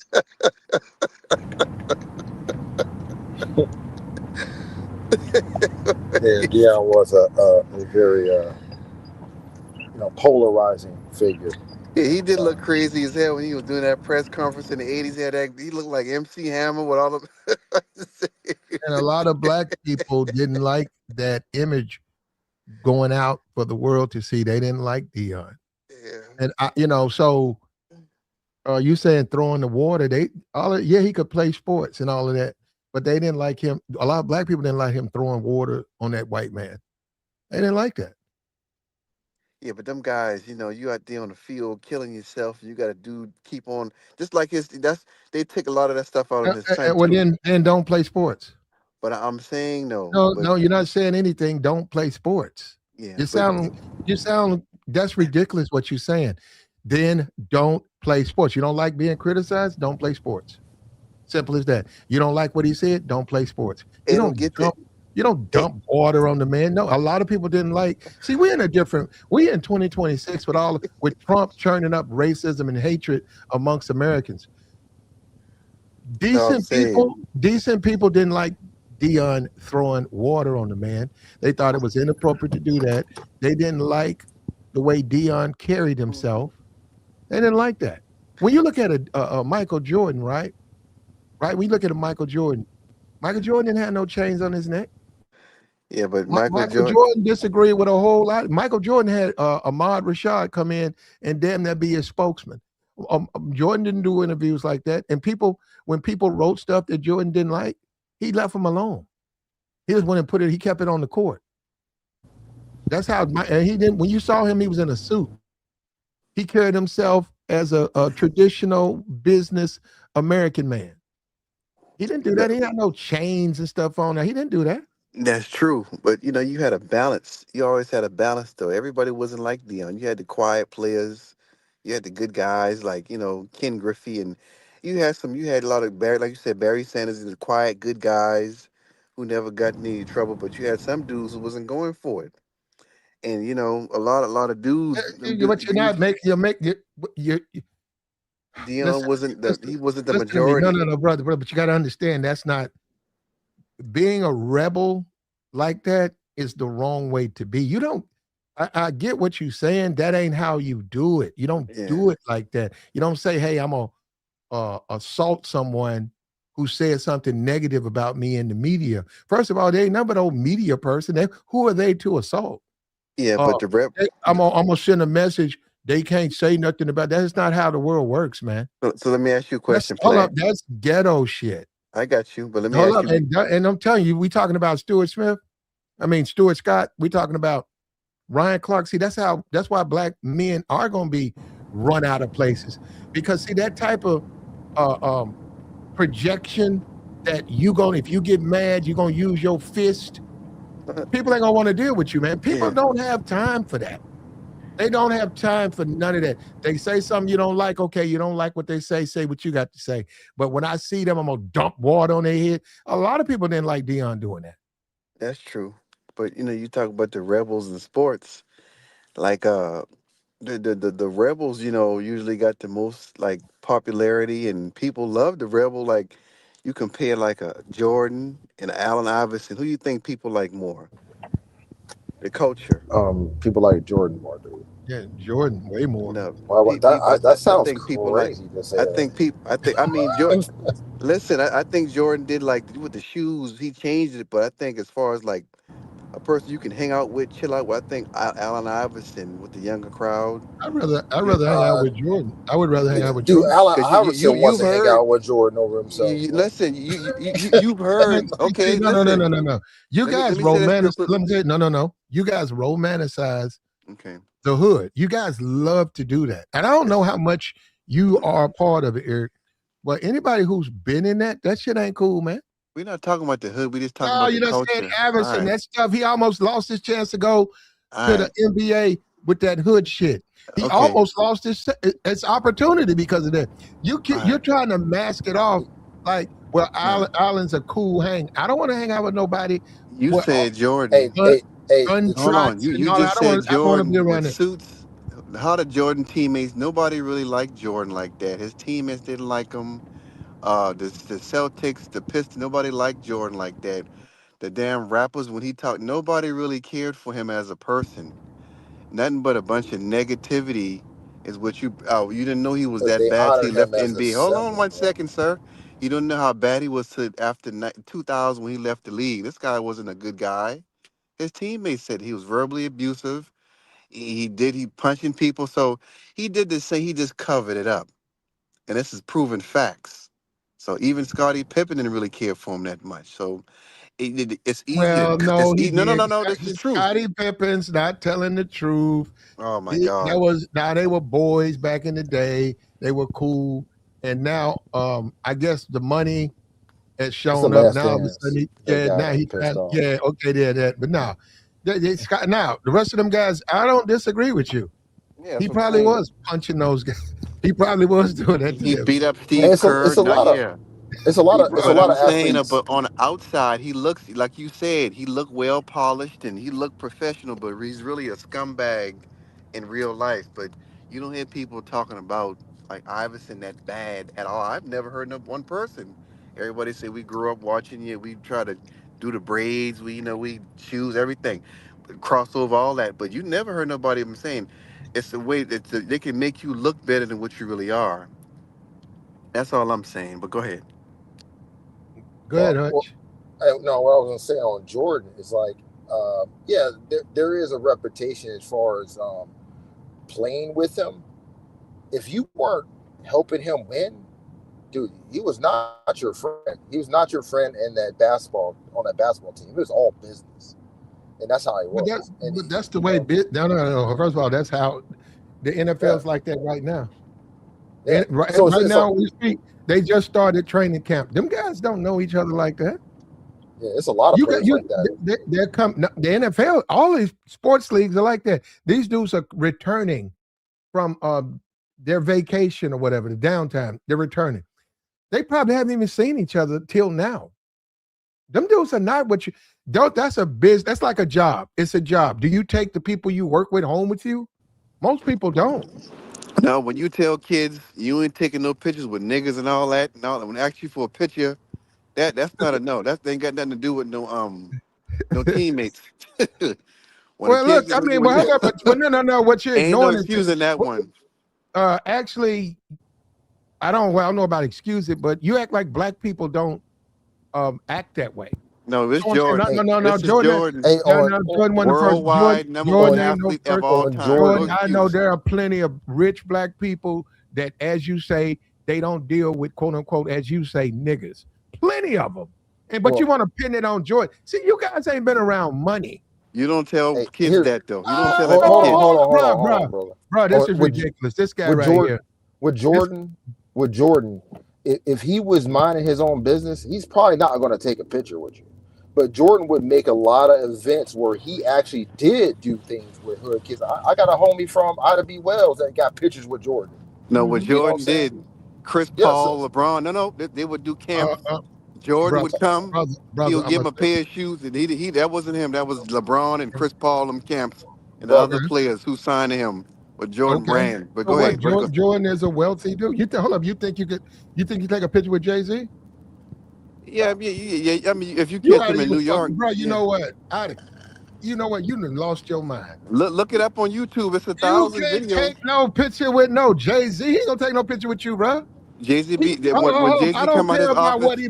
I don't care what 20 he people projects. standing outside every night. He Hold up. sign I everybody don't care. autograph. I Go ahead, don't go ahead. care what he projects. Okay. You ain't gonna take no picture with no Jay-Z, and you certainly ain't gonna get nowhere near his wife. You think that's what I'm saying? You saying this about Jordan, all these? That's just wealthy people. You don't get no picture with no damn Donald No, Trump. we tell you. These people are not gonna. If y'all paths cross, you might have a moment Yeah. where they got some hey, downtime, but no, like coming up to them. Oh, uh, that's Don. There go Trump Jr. over there at that. They're getting ready to fly out to go Yeah. somewhere. They're over there. It's Don Jr. over there. You're not gonna get over there, man. You can go over there and talk to 15 people. They're gonna stop you before you meet them. Oh, I like to take a picture or whatever. He probably ain't gonna do it. More than likely, he won't. Yeah, I'm just saying though. You just like that, you were talking about Jordan. They polished him up nice, but you thought Jordan didn't do nothing wrong, man. Look, you nah, want he me to did. talk? See, well, hold on. When I criticize Jordan, I criticize Jordan fairly. okay. I'm just saying, Okay, but I they can talk put. about him as far as trying to be a whatever owner or whatever he was trying to do, team prep, whatever he was trying to do when he was trying to create a Oh, team and all of that draft and all of that and his failures there. I talk about him fairly, no, but he coming was up, trying to get half of the coming up, Wizards, and they said they all of fired them do. him. And Alvin Allison, like, all ain't none of. Let me tell you something, bro. None of them rich. Right, we can do it right now. It's, hey, If you I know what? walked into a room right now with Boston Celtics, I'll be back. Detroit Pistons, they're not going to let me take no picture with them. They don't know me. Right, They're going to say, we good, bro. Nah, man, not today, man. exactly. Now, the thing is that when they talk about Jordan, they talk about his teammates. His teammates was his teammates. That wasn't his friends. But if you talk about, his friends talk to him, talk about Jordan, that's like Charles Barkley or Magic Johnson or, them guys, they got a whole different stories about how Jordan was. You know what I'm saying? Because those are the people that, even like Larry Bird, he would talk to those guys. He would talk to guys like with Kobe Bryant, he would talk to Kobe. You know what I'm saying? So it's a difference between Kobe didn't mess with none of them. Kobe, man. If Kobe wouldn't even talk to you if you wasn't even a producer on his team, he wouldn't even talk to you. Yeah, he You're didn't like, talk to his team. I mean, Kobe yeah, was worse than, he talking about Jordan. Kobe was worse than Jordan. way worse than Jordan. Kobe would run around there, get on BET, he'll date Brandy. He'll go to the whatever Source Awards. He'll have on his sneakers and his chain. Bro, I'm Yep. telling you, you're not going to come nowhere near no Kobe Bryant. Yeah, I heard stories about Kobe taking his kid to school, man. And he was like, man, don't even go try to talk to him because he's not going to talk to you. Yeah. like Yeah, he people know that. People know that they from the knew fact. it. And he blows out. He'll let them know. He'll let them know he don't care about no security. But you ain't gonna be coming here and be like, yo, man, listen, I get it. But I'm here to pick up my kid. Yep. I've seen plenty of. I've been in the mall with NBA players shopping with their girls. right there, right there. Yep. But no, I don't know him. You see what I'm saying? Yeah. They just, Run up to him to do what? Hey right. man, I seen you on. Everybody seen me on the court. Immediately they're gonna say not security them, but they only gonna have 2, 3 um, hood dudes with them. They're gonna have 2 or 3 of them guys with them for protection. Yes, sir. So when you start walking up to them, they're gonna see you coming. They're gonna say, "What's up, man? Oh no, man, he just shopping, man. So let me no, man. I already talked to him, man. He said, plus he ain't gonna say, he really don't want to be the bother. They don't do Exactly. that. So he's saying that that's a bad thing, and Jordan did. Nah, No, that ain't. That's what they all do. they ain't on They the clock. use, When they off the clock, you know what I'm saying? When they on their own time, they not messing with the public like that, man. They just out trying to live their life. I think they're ruder to black people. I think they're ruder. Yeah, yeah. Hey, but speaking of like, since we back on the black people thing, I wanted to talk about the Ryan Clark thing, if you don't mind, if that's okay. Yeah, go ahead, man. Hey, so man, I was looking at the whole thing with ESPN. I thought the same thing that you was thinking, when I first seen that. But I had to look into it because they let go. ESPN let go of quite a few personalities this year, and from what I'm seeing, I don't know if it's quite a racial divide, but I think it is in terms of the style of the commentators that they have, the personalities. Ryan Clark is like a more serious, like he's an Emmy award winning like journalist, like sports journalist. You know what I'm saying? So, and what they're doing, I think they're going to these more radical personalities, man. They want more like Stephen A. Smith style, type guys, man. Like the podcast, loose, wild take, crazy viral statement type cast members now, because I think what they are trying to do is they're trying to compete with these guys that are going independent, and keep a lot of that draw that those guys are getting, like the Shannon Sharps and all those guys are getting on their own. They're trying to bring that back to the network, but own it. You know what I'm saying? Own those type of personalities. So that's where I think they're cutting bait on a lot of these guys, these real guys that are more buttoned up journalists, even if they get out of pocket every once in a while and confrontational, but they're too like on the nose with their analysis, man. They want that viral, that wild, like, man, Steve be saying some dumb, crazy, wild stuff sometimes. You know what I'm saying? And I think that's where ESPN is trying to go and capture that trend that's coming. So I don't know if now could there be some, he could have ruffled some feathers around the way, because they're not letting all these guys go. They still got some of them, like those standardized stock reporters that are there. But he's a big dollar figure. They could say I could get the same thing for a lesser charge, but I could go ahead and get a bigger, a wilder personality, maybe catch somebody come on the way up, save some money on them, and then still own that whole content and make them a big platform and then cut like a Ryan Clark, who's getting a big old paycheck. You know what I'm saying? And replace him with kind of like the standard background guys, man. I think it's really just a business move, man, honestly. I know, but do you think Ryan McAfee's $65 million better than Ryan Clark? No, actually, I don't. But I think their styles are different, though. You get that's what I'm saying. Mm-hmm. And I think that they're just trying to get that particular type of style in their different shows, but not have them all on the same show. But if you think about like who knows the games better, like who knows sports better, man, yeah, Ryan Clark, dog. He understands it, dog. He knows he's.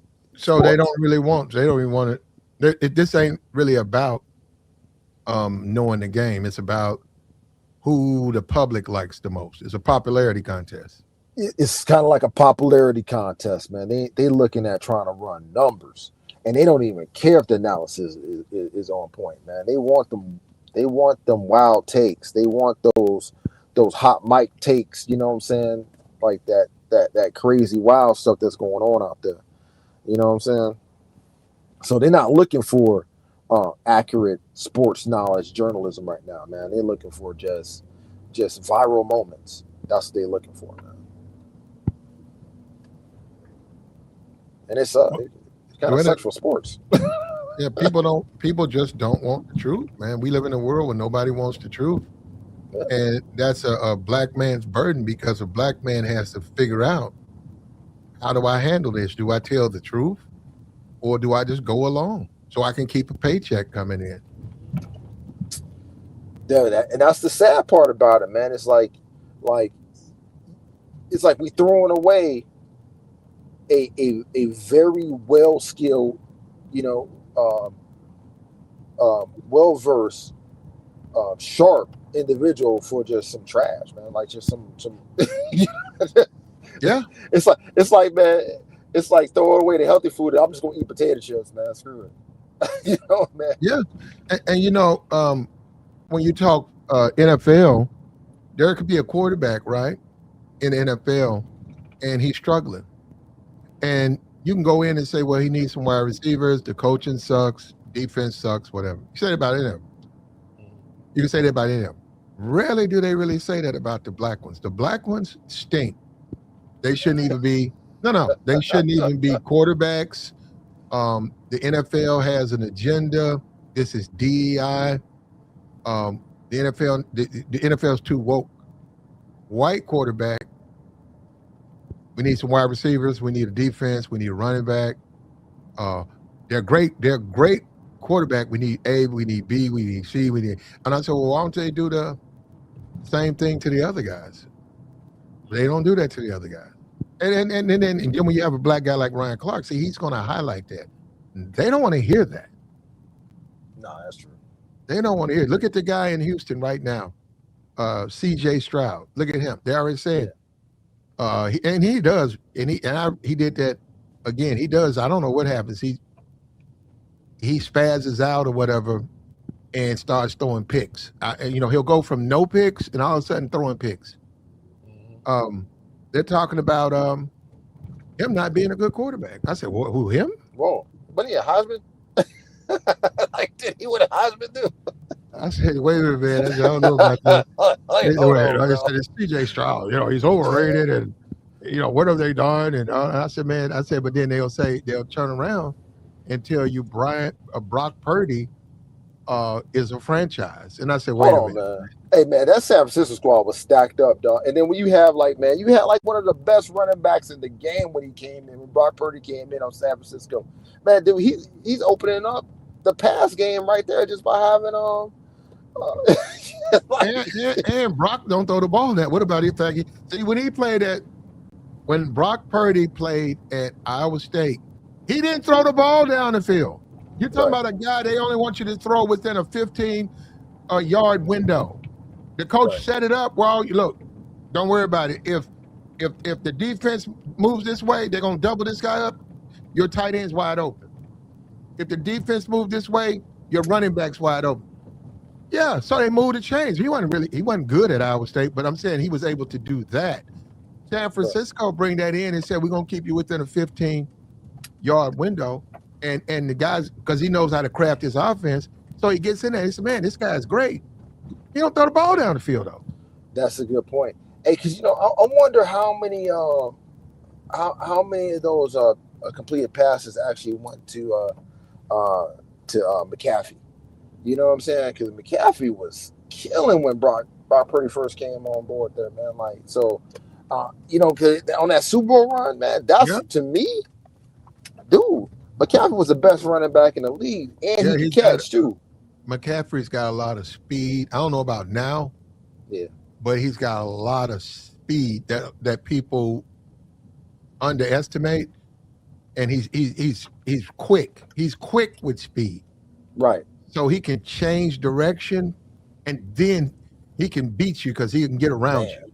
Man, and he'll put his head down. He'll run over you, but that's not really his game, running over you. But it's getting that crease, and he's gone. You can't catch him. Man, I mean, he was one of that championship run they made when they went to the Super Bowl, but they lost. Dude, that year, That guy was the best running back in the league in my opinion, by far. You know what I'm saying? And then if you toss it to him, man, he gonna turn a backfield pass into like 15 yards. You know what I'm saying? Like, What's that? He's traded now. I think it's been gone about 2 years. The big for 49ers, the big guy. It used to be a big. I don't know if I think it was wide receiver or tight end. He was a big dominant guy. Damn, I forgot his name. I think he's been cut. But my point was this: if you can get him the football, it don't matter. He's gonna turn it up. You can't tackle him. What's his name? You know, the was it 49. George Kittle? Was it Kittle? No. Before Kittle, he was there with him, but he was a big, like 85 or something like that. Big, strong. He was. What was his name? Kittle was 85. You couldn't tackle him. Yeah. You couldn't tackle him. No. If you got him the football 7 yards down the field behind like the linebackers, the defenders couldn't. You can't tackle. He's too strong and fast. Mm-hmm. What was his name? Let's see. Who was it? It wasn't Kittle. I can't remember his name. Black guy. He played. Remember when Colin Kaepernick? He was a major part of Colin Kaepernick and Harbaugh. Okay.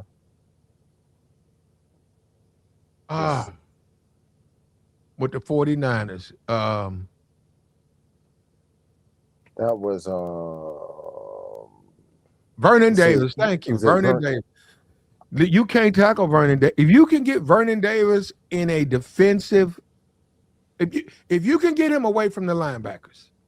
Yeah. So yeah, if you throw the ball to him on a wide receiver screen and stuff, he's gonna get tackled. He's just, but if you can get him just 7 yards, and maybe you got one linebacker, you can't stop him. And that's what Purdy was doing. And I was like, man, Purdy get the ball. And I said, this Vernon. Then he would do that. Vernon would catch it. Then he would turn around and go left. And you could see all those guys getting blocked and making arm tackles, and him just running right through it, touchdown. And up until I think he got hurt or something. But up speaking until of then, that, and Brock, hold up, and that's Brock's game. Brock can find him all day. And really, Brock, if you think about it, Brock hadn't been bad or looking bad since Vernon's got hurt. Yeah. And and I'm like, and that's the one thing that people overlook when it comes to like rating a quarterback, right? That's like like if you had a great receiver like a Jerry Rice or Terrell Owens or man, I just had his damn name in there. Man, who was that? Damn, I just had his name. Man, just a great receiver out there, and you just throw it up, and he gonna come down with the ball anyway. You know what I'm saying? That ain't necessarily the quarterback that's great out there. Sometimes you got the right receiver core. It doesn't matter who's the quarterback. So you just got to get the ball in the vicinity, man. So people overlook that a lot. Oh yeah, you build you when you build a team, and a lot of it's the fit. It's the fit. When you say remember the Bengals, Blake right. was a backup. The Bengals put him in because of the way he played in college and the way he sees the field. He saw that his wide receivers were open. Right. And so a lot of times they call a play, but he back up and he looked and he said, damn, wait a minute. That guy's open. He sling that thing, deep balls. Touchdown. Right. Touchdown. Cincinnati don't throw deep. No, I'm saying whoever he replaced, the quarterback that got hurt and he replaced him, he didn't throw deep, but Blake could throw deep. And those guys were strong and those guys were fast and they were open. Yep. So he started slinging that football. Yep. Throwing deep all day. Because, he could still make the little short throws, but he saw the whole field. So when you say a Brock Purdy don't really see the whole field. He's not bad. No, he's we play this game. The NFL's not that off. When they do that, when they evaluate talent, the NFL know if you're good or not. No, for So sure. if they drafting you in the 6th and 7th or undrafted, you're just not that good. I know your ego says you are, Of course. but believe me, if you was good, they would have drafted. They don't make money. They don't stay in business by overlooking draft picks. You're not good. Yep. And then on top of it, like they know their system as well too. They Yep. know who's going to fit in their system. So like some quarterbacks or some players, you'd be like, man, I can't believe they picked up that one. But it, in the overall draft scheme of things, but in their system, it works out very well. And you'll be surprised. Like sometimes you'll see like certain players that have come out of nowhere and just be great. You're like, man, how is this guy like killing like that? I didn't even hear about this dude. It's that system. He just fits in well. Do you remember like when Brett Favre and Green Bay were just killing, right? You know what I'm saying? All them lateral passes and stuff they were doing, man, just the system and the line that they had, man, was just designed in such a way that their running backs, like it didn't even almost matter. Like if you had a certain type of running back they could catch, man, they gonna get like 5 yards a play. You know what I'm saying, on a lateral pass, and it made and it was really a combination of the right players in that particular system. But if you took that running back, you put them on another team, nah, they gonna struggle, bro. You know what I'm saying? Yeah. Because So you're asking them to play in a scheme that doesn't highlight them the way they need to be highlighted. exactly. Now hold up, and that would be that's a lot of those players. So you're right. When they get the money and they go to a team, they're no good, and then they get hurt, and then just like Tyreek Hill. Yep. Tyreek Hill should have stayed Yep. in And Kansas City, but he wanted Kansas City to meet the money. He should have stayed there. Why? Yeah. The way Andy Reid knows how to write up offenses for him, he knows how to clear out the safety. He knows how to do it. That frees him up. But he wanted the money. He went to Miami, and look at him. He Right. blew his knee out. It's been a disaster since he's been there. Right. Yeah. Then you have the other side of it. You have the freakazoid players, right? You got the Randy Moss. It doesn't matter what team you put Randy Moss on. You know what I'm saying? Just throw the ball his way. It doesn't even matter. You know what I'm saying? So, then you got those kind of guys, man. So it's like, those are the rare players that you could just put them anywhere and they gonna make a difference in your team like instantly, like or like a Megatron or like some of these guys is like those guys are going to be impact players no matter where they at. They gonna get their stats, they gonna get their numbers, and it ain't gonna matter. They don't need to have a particular scheme. So they're just gonna dominate, So everybody thinks they're that player until they're not. Till they get that. They do, and a lot of them are not that player. And when you do sports, the problem with sports, because I get it, it's a lot of money in it. Like I said, it's billions of dollars, and you got fans and people want the homers. They want their home team to win. You're a homer. You grew up. You was born in Georgia. You love the Bulldogs. You love the Falcons. You love the Hawks. You're a homer. Mm-hmm. You're a homer. You want your team to win. You get transferred out. You wind up working out in Nebraska. Good job. But it's home. It's centered out in Nebraska. That's where you live now. You're raising a family, but you're a Falcons fan. You're a homer. You're a homer. Mm-hmm. People don't want to deal with that. A homer don't want nobody to tell him his home team's gonna lose. They don't want nobody to tell him your home team ain't got a shot because they're homers, and that's the whole thing with the Homer Simpson, the character. Yeah, that's what he is, Homer Simpson. He's a homer. Yeah. No, I hear you, man. Shoot, man. But hey, man, I'm gonna have to, pull the plug on it, man. But I want to just chime in for a second, man. It's good chopping it up with you, and I'll catch you on the next one, man. It's a great topic. I got you. All right, brother.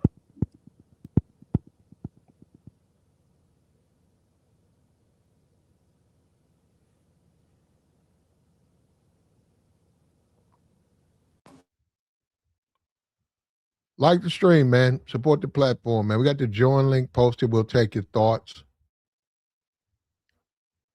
Ryan Clark, did he even have a chance? A black man in this world, this society.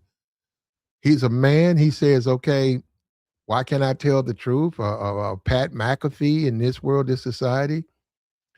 There's a thirst in the sense for what McAfee brings because people don't want to hear what Ryan Clark's got to say. They don't want to hear it. They're saying, Ryan, you're rich. What are you complaining about? Ryan, you're rich. What are you complaining about? You're a rich man, Ryan. I mean, come on. Why you want to represent? And then he says, well, I'm just giving you my opinion and my thoughts. And they said, well, Ryan, you on the pivot. How come ain't got no white people on there? Where's the white guy on the pivot, Ryan? Pat McAfee's our pivot.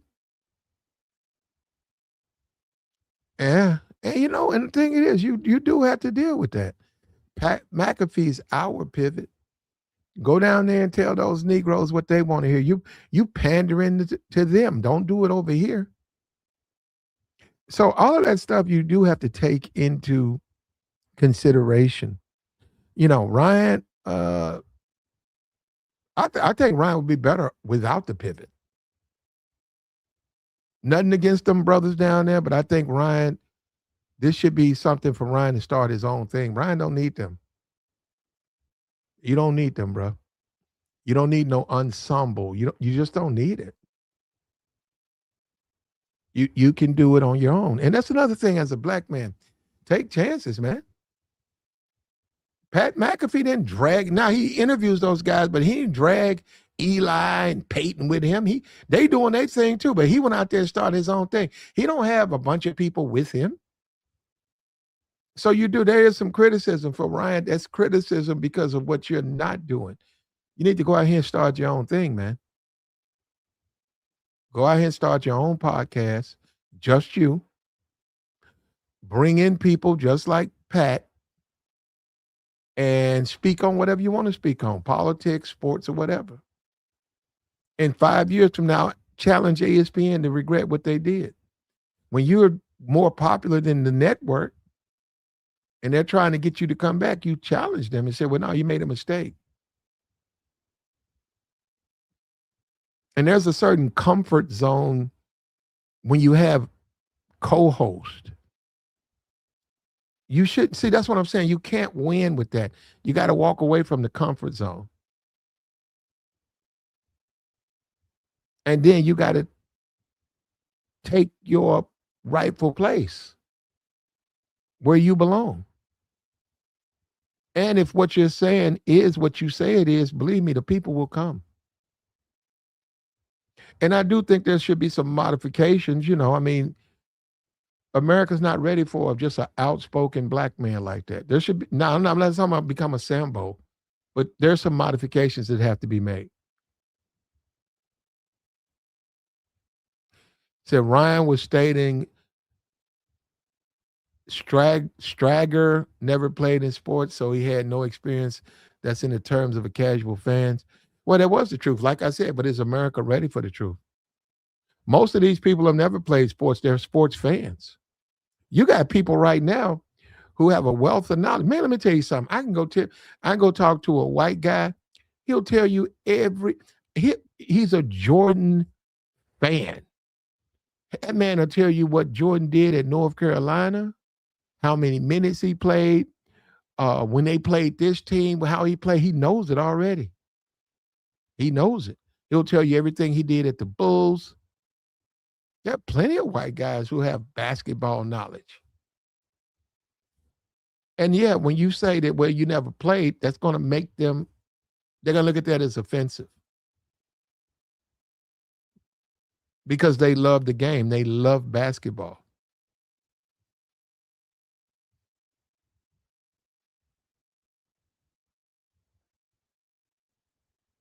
They love it. And they don't want to change it. Like the stream, man.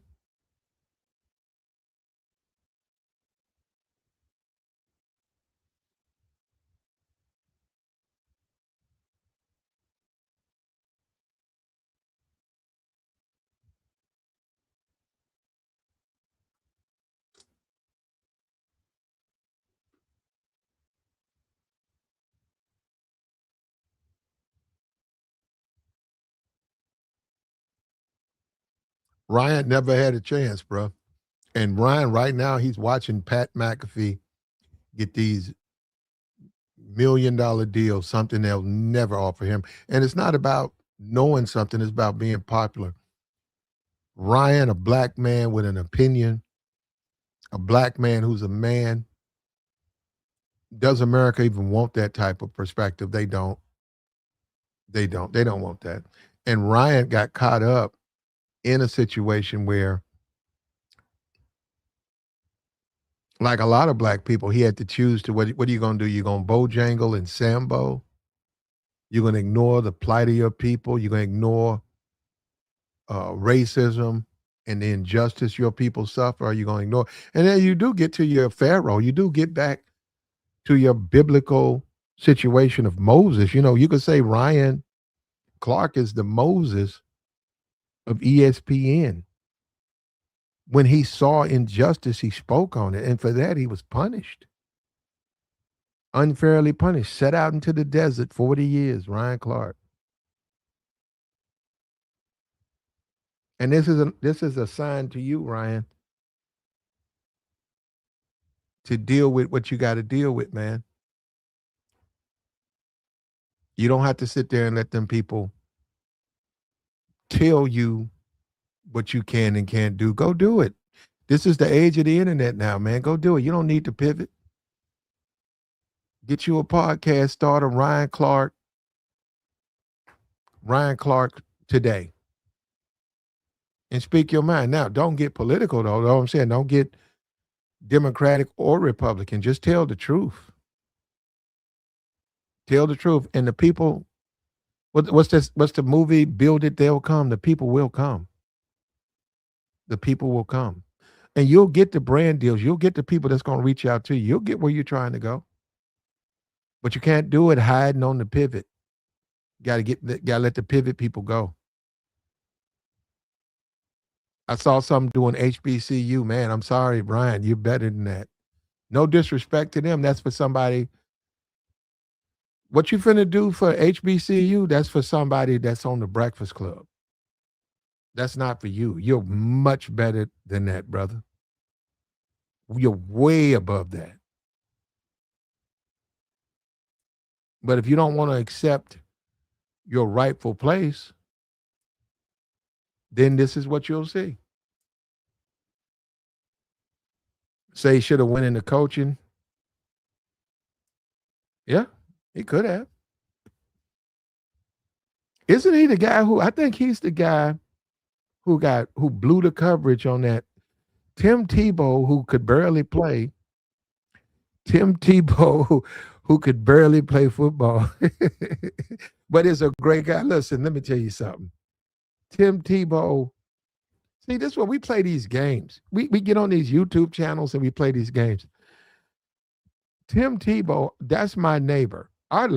See, that's what I'm saying. That's the type of guy you want next door to you.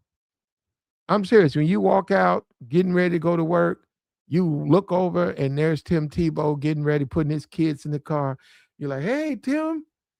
Yeah, Tim Tebow's a wonderful guy, man. Excellent guy, but he just wasn't a good football player. Is it when he threw that touchdown in the beat the Pittsburgh Steelers? I think Ryan was the one. If you watch that, you'll see a player that gets pushed back and then is running behind. I think that was Ryan Clark. He blew that coverage. Ryan blew that coverage in that game, man. It caused Pittsburgh a playoff position. And that was a good team. That was a Super Bowl team, but you saying that wasn't so that wasn't Ryan? I could have swore that was Ryan. Okay. We got somebody in the chat said that wasn't Ryan. That was who was that? Somebody blew that coverage. They got cooked. They got cooked.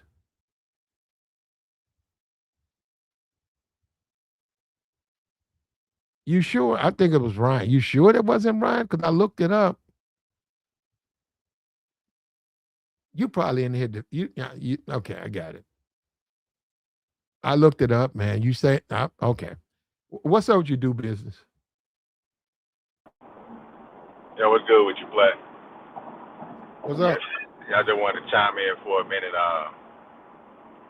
Yeah, I've been watching it, a few clips or whatever, or finding out a little something about this story. I mean, as far as like for the Ryan Clark and Cam Newton thing, I mean, a lot of times when certain dudes get ESPN jobs, they're not really gonna be there long anyway. You know what I'm saying? I mean, ESPN got a core group of people that they actually like to work with, such like a Stephen A. Smith or you know, I guess people like Kendrick Perkins and stuff like that. I mean, it ain't got nothing to do with racism or nothing like that. It's just a lot of times when they sign certain people, they just bring them on for certain reasons, to get ratings up, to get views up, and they are former players, so they'll be all right. Just like Marcus Spears, dude who used to play with the Cowboys, you don't really see him on there no more. It's like they only bring certain people on television for certain reasons. I mean, and as far as like Cam, Cam pretty much got his own thing going on. He's got a couple of shows he be doing, so I don't really think it's no big deal. But if someone think that this was because of racism, you're sadly mistaken. Whoever you are, it ain't got to do with no racism, man. It's just ESPN, bro. They do that all the time, man. Well, how come they ain't doing that to Pat McAfee? Well, Pat McAfee actually, he got his own show, and he just they just put him on ESPN. He's not even on the regular ESPN. He on the ESPN, the other I guess ESPN too. So Pat McAfee has his own show, so he doesn't work for he's not a sports analyst like Stephen A. Smith. So that ain't even got nothing to do with Pat McAfee. That's a separate thing. He got his own thing going on. So it is what it is with that. Is Pat McAfee $65 million more better than Ryan Clark? I don't know how much Pat McAfee worth. I mean, I really don't care. But what I'm saying is that if, like I said, if someone think this is about racism, dog, it's like, dude. Okay, but brother, you're saying that he's $65 million better than Ryan Clark. That's what you're saying. I didn't say that. You are saying it. You're saying it because you're saying Pat McAfee having a show, being on that network, and Ryan Clark getting fired, that he's more valuable to the network, $65 million more valuable. And I just don't understand that. That's not what I said, Platinum. I said that when it comes to certain people that work for the actual sports center that people watch every day, a lot of people that get that job are not going to be there long anyway. You see what I'm saying? They always recycle people because you got to understand ESPN had a scandal at one point in time where they had to fire a whole lot of people for sexual harassment charges and accusations and people employees sleeping with each other. So they taking a different approach. You see what I'm saying? Well, Ryan is not like that. I understand what you're saying, but like I said, Ryan Clark is a millionaire, and he got wait a minute. So can a black man? So Ryan Clark sees the world through the views, through the eyeballs of a black man. Can a black man make it with black man's eyeballs? Do you have to have Pat McAfee eyeballs? This ain't got nothing to do with no Pat McAfee, man. Yes, it does. Pat McAfee sees the world through white man's eyeballs. So you're telling me because of that, Ryan Clark has to be punished? He has a burden? The dude is not being. I just told you, ESPN is recycling people. I'm trying to tell you, man. They had to fire all kinds of people, including white people that used to work for the network. They had to fire Donovan McNabb, Warren Sapp, some white lady, some white dude. They had to fire a whole lot of people because people was kicking it with each other in a way that they shouldn't have been doing on the job. They should have been doing it off the job. You understand what I'm saying, Platinum? So they recycling people. Stephen A. Smith already signed a deal with Sports Center, so he's gonna be there. And then they got this other dude, Paul Feinbaum or something like that. He's a regular on there because they talk college football. They already have certain people that are gonna be there. But like I said, people like Cam Newton, They wasn't gonna sign Cam Newton to no 5 or 6 year deal to be on Sports Center. Nah, man, it's not happening, bro. You don't think that Ryan Clark has a Or carries Ryan a Clark. you don't think Ryan Clark has a racial burden or a racial baggage that a Pat McAfee doesn't have? You don't think that? Nah, man. I'm gonna say this again, bro. Pat McAfee has his own show with his own crew. He's just on ESPN, man. He just broadcasts on ESPN. That ain't got nothing to do with nothing. That's just like the other dude, the white dude that be on FS1 or some Paul Coward. They got their own shows, man. Come on, Colin Coward. Yeah, whatever his name is. Yeah, Colin Coward. Yeah, that's right, Colin Coward. They got their own shows. It's just like Joy Taylor, right? You remember when Joy Taylor was on the Skip and Shannon show? When she started acting a fool, I saw it live. Shannon Sharp was just joking around with it. And she was like, "Don't age me" and all that. Next thing you know, she was gone the next day.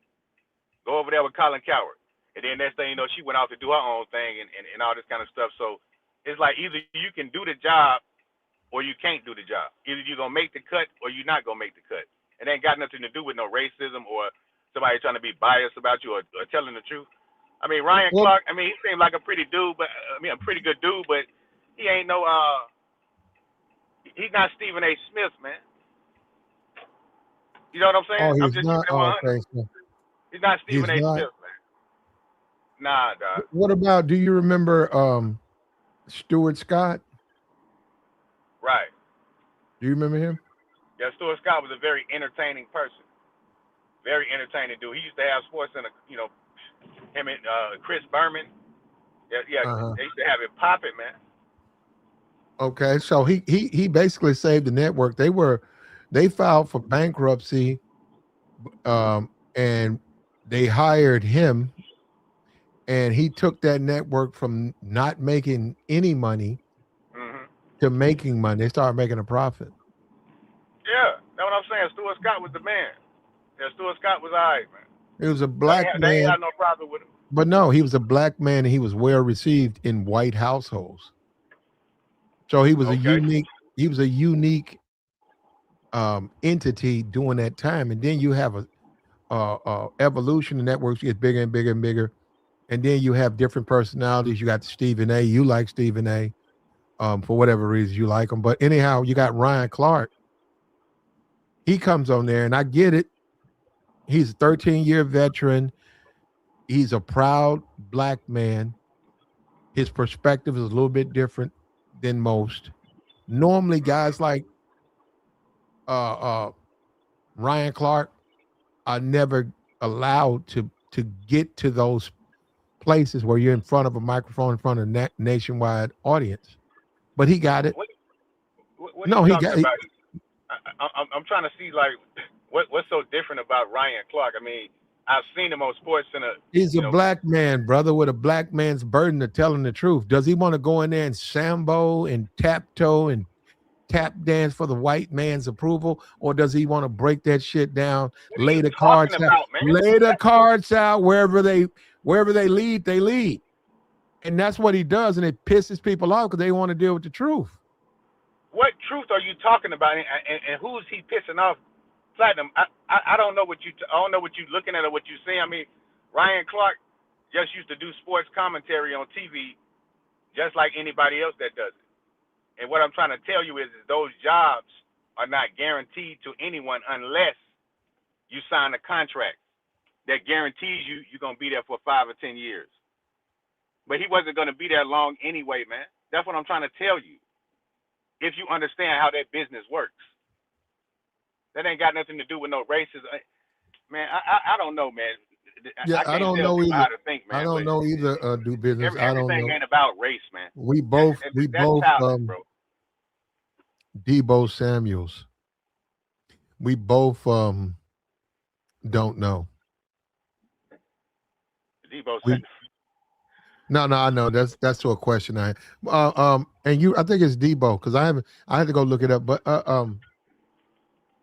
we disagree. I think that Ryan Clark was a man. I don't look at it as a black man. I look at it as a man who saw who wanted to speak the truth, and he knew that if he was So out, what did he say, Platinum? if he knew that if he spoke the truth, there would be a price to pay. And he watched a Pat McAfee who has no black man's burden. He has no black grievance. He doesn't see the world the same way Ryan Clark sees it. He knew that he would fit in better. And despite that Ryan's a better commentator, he would not be as popular because this society don't want to hear the truth. They want the black man to bojangle and tap dance. That's what I'm asking. What truths did Ryan Clark like? Did he say a particular thing? Like what are you talking about? He cut the pie down the middle, and in the process, he told the truth about racism in sports. Okay. So if what you're saying is true, he said something very controversial that got him fired. Well, you got to understand that you cannot talk like that if that's what you're talking about. Like he came across like some pro-black type dude. Man, ain't nobody trying to hear that on no ESPN. So if that's what he did to get his job, to get fired, then yeah, you already know they're gonna get ready for that, man. Ain't no Malcolm X gonna be on no sports center talking, no sports, man. Don't nobody want to hear that, man. If you want to talk this stuff on your own platform, you can do that. But most people that's watching sports center ain't trying to hear about no politics, man. And you don't want to hear that either, right? Do business? No, I didn't say that. I'm talking about people on TV. No, I'm talking about you. I'm saying when you're ready to watch you some sports, you don't want to hear that, right? Look, Sports Center really ain't popping like that for real, man. I mean, I like it for the highlights. And like I said, Stephen A. Smith, I mean, he's just a spokesperson, but I ain't even really on Sports Center like that. They got other sports platforms that I enjoy, but it's really not that many of them. Like if I'm watching sports, and like I said, it's really for the highlights of the games. But what I'm trying to tell you is that when you're on national television, you have to carry yourself a certain way, man. But I'm saying that radical stuff, man. I got you. So when I'm saying you do business when you watch sports or whatever, you don't want to hear some Negro in there bringing up this racial incident, this injustice, or just overall disgruntled about the world, right? You don't want to see it either, right? And he borged out, man. He borged out. He don't want to see it either. He don't want to see that, man. The Negro don't want to see the truth. The Negro don't want to see the truth. The Negro, he'll whine about mistreatment, but he don't want nobody on there trying to represent his position or he'll whine about it, though. He'll whine about white supremacy and racism. But he wants somebody to get up there and bojangle and sambo and sell out for him. That's what he wants. That's what he wants. That's what he prefers. And Ryan Clark is a victim. Ryan Clark is a victim. He's a victim, and he's got a black man's burden, and that's every black man out there. How are you going to do it? Are you going to tell the truth? Are you going to be let my people go? Are you going to be like Moses? Can you hear me now, Platt? Yeah, I hear you. Hold up. Are you going to be like Moses? Are you going to stand up for freedom, stand up for truth, and say, let my people go?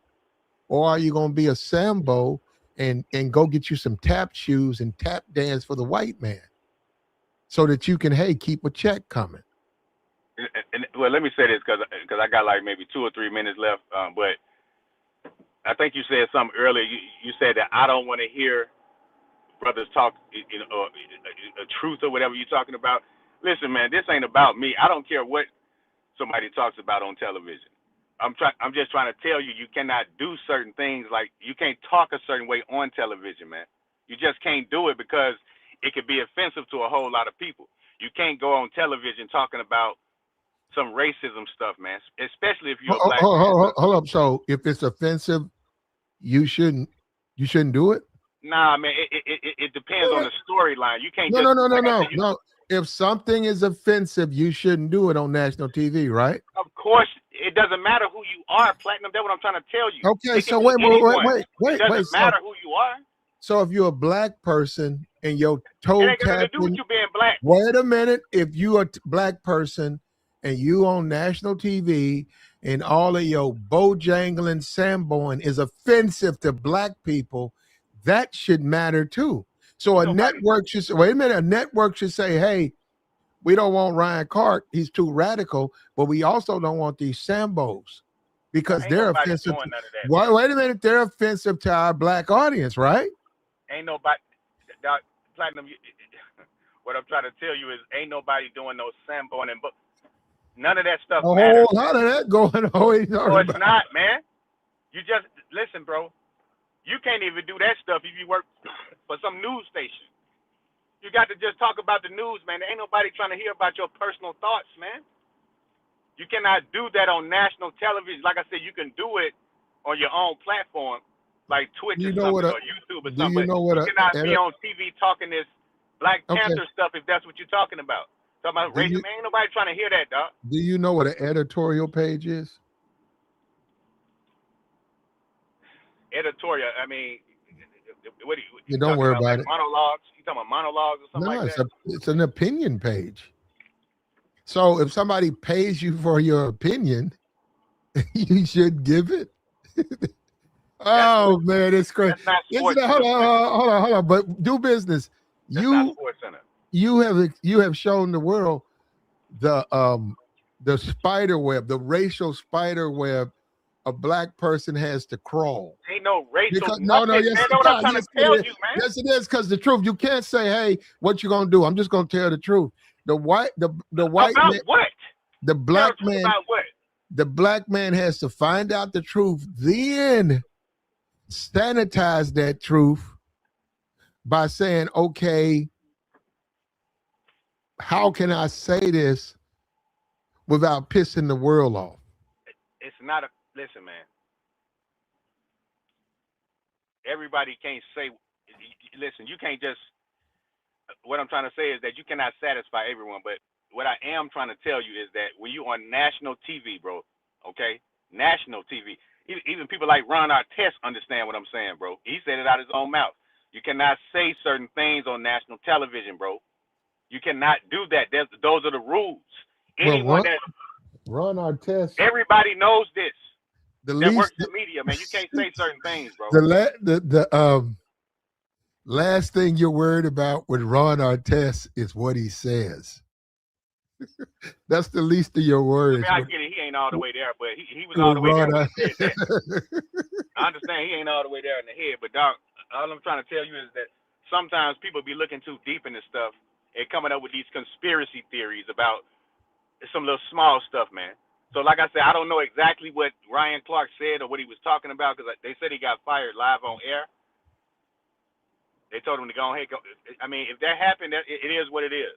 They didn't want you there no more for whatever reason. You gotta take that and shake it off and keep it moving.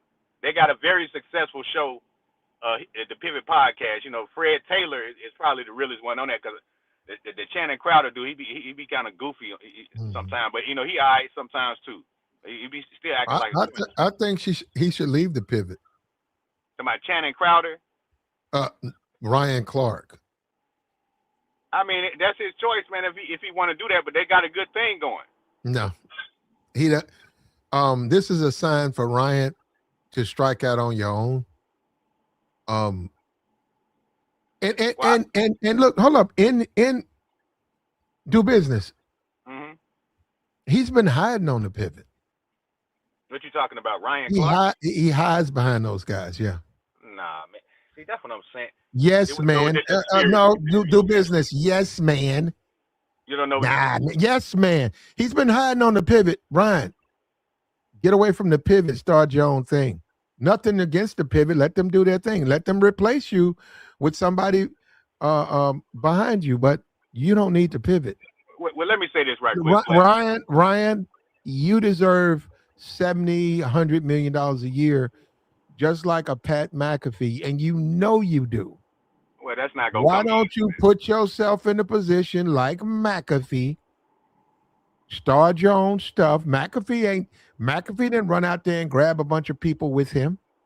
He interviews. I mean, he's got connections to a lot of people. McAfee didn't say, "Hey, Peyton," or "Hey, this player, come do this podcast with me." No, McAfee. See, that's what I'm saying. McAfee put it on himself. So you got to see the blueprint. And Ryan, you know you better. I know you better than McAfee. You're better Man, personality, period, across the ain't board. damn one of them no better than no. I'm Look, done. man, I'm done. I you quit. tripping, bro. That's what I'm I trying to tell quit. you. I If quit. Pat I McAfee is give not up. better than him, and he's not like that stuff. Ain't no competition in commentary, man. Bro, Yeah, that man finna make $100 million a year. and your point means what? Do business, you making $15 an hour. No, That I man's mean gonna more make than that. $100 million a year. How can And you your say point there's is no what? competition? I quit, man. Do business, What's I your quit. point, I man? give up. He I got don't his have own show. I don't have one. I don't have a point. You're right. No, I ain't saying you don't have a point. I'm just giving you my point. Platinum, I can say the same thing about myself on YouTube. Listen, man, I got respect for you. That's why I talk to you. But there's a lot of dudes on YouTube that are clowns. A lot of content creators that are clowns. So I can say the same thing for myself. I should go rogue and do my own thing. All the crazy people I done talked to on all these other Well, platforms. what's stopping you? Nothing. It's coming. I'm setting it up real nice. Uh-oh. Well, we'll help you with it, man.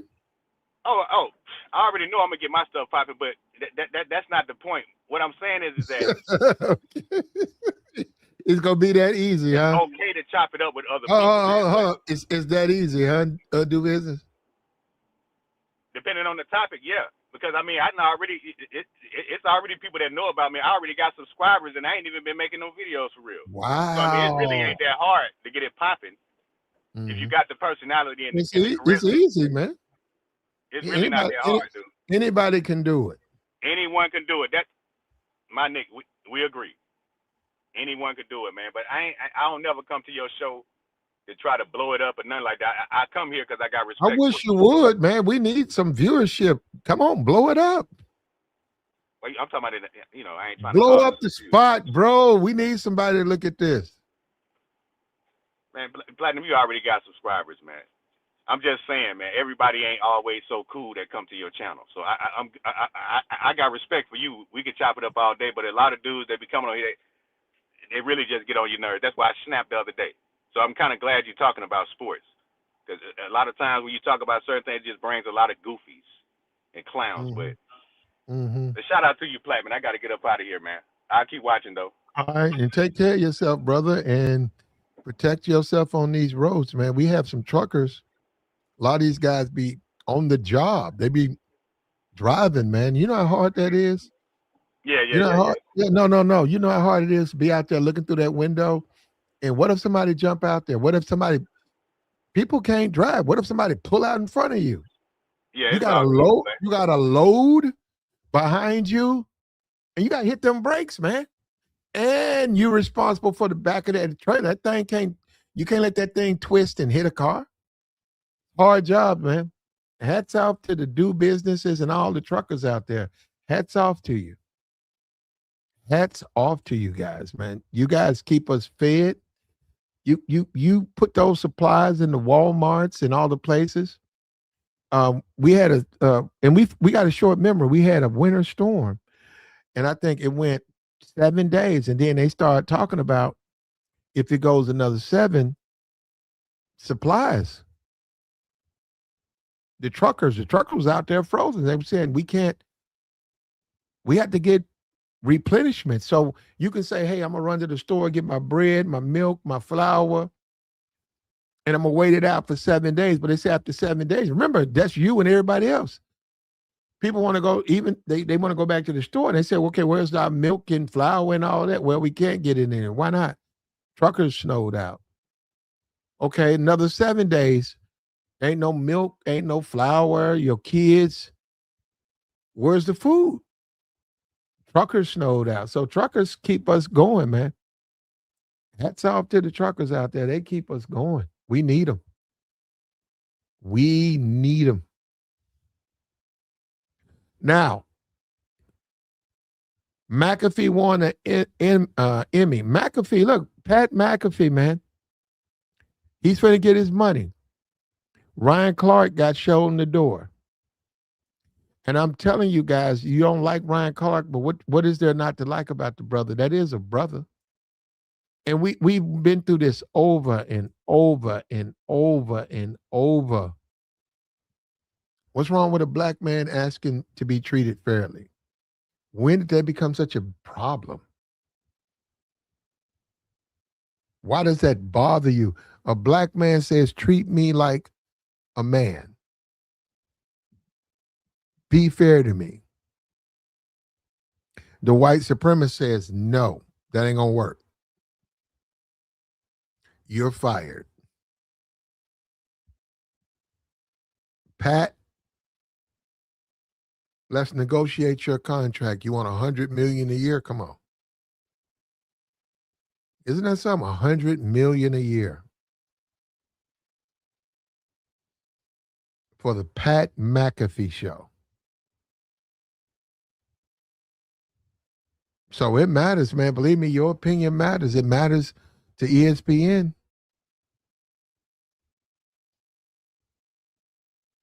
The white supremacists, though, they don't like a black man with a grievance, though. If you come in talking about injustice and Black Lives Matter, you're woke. We got to get rid of you. We're tired of these woke Negroes coming in here ruining everything. And ESPN don't realize they really dropped the ball on this because no, I'm looking at my chat. I didn't know Ryan created that type of hostility. I didn't know that. I'm serious. I did not know Ryan Clark because a lot of these people they got some hurt feelings, bro, when it comes to Ryan Clark.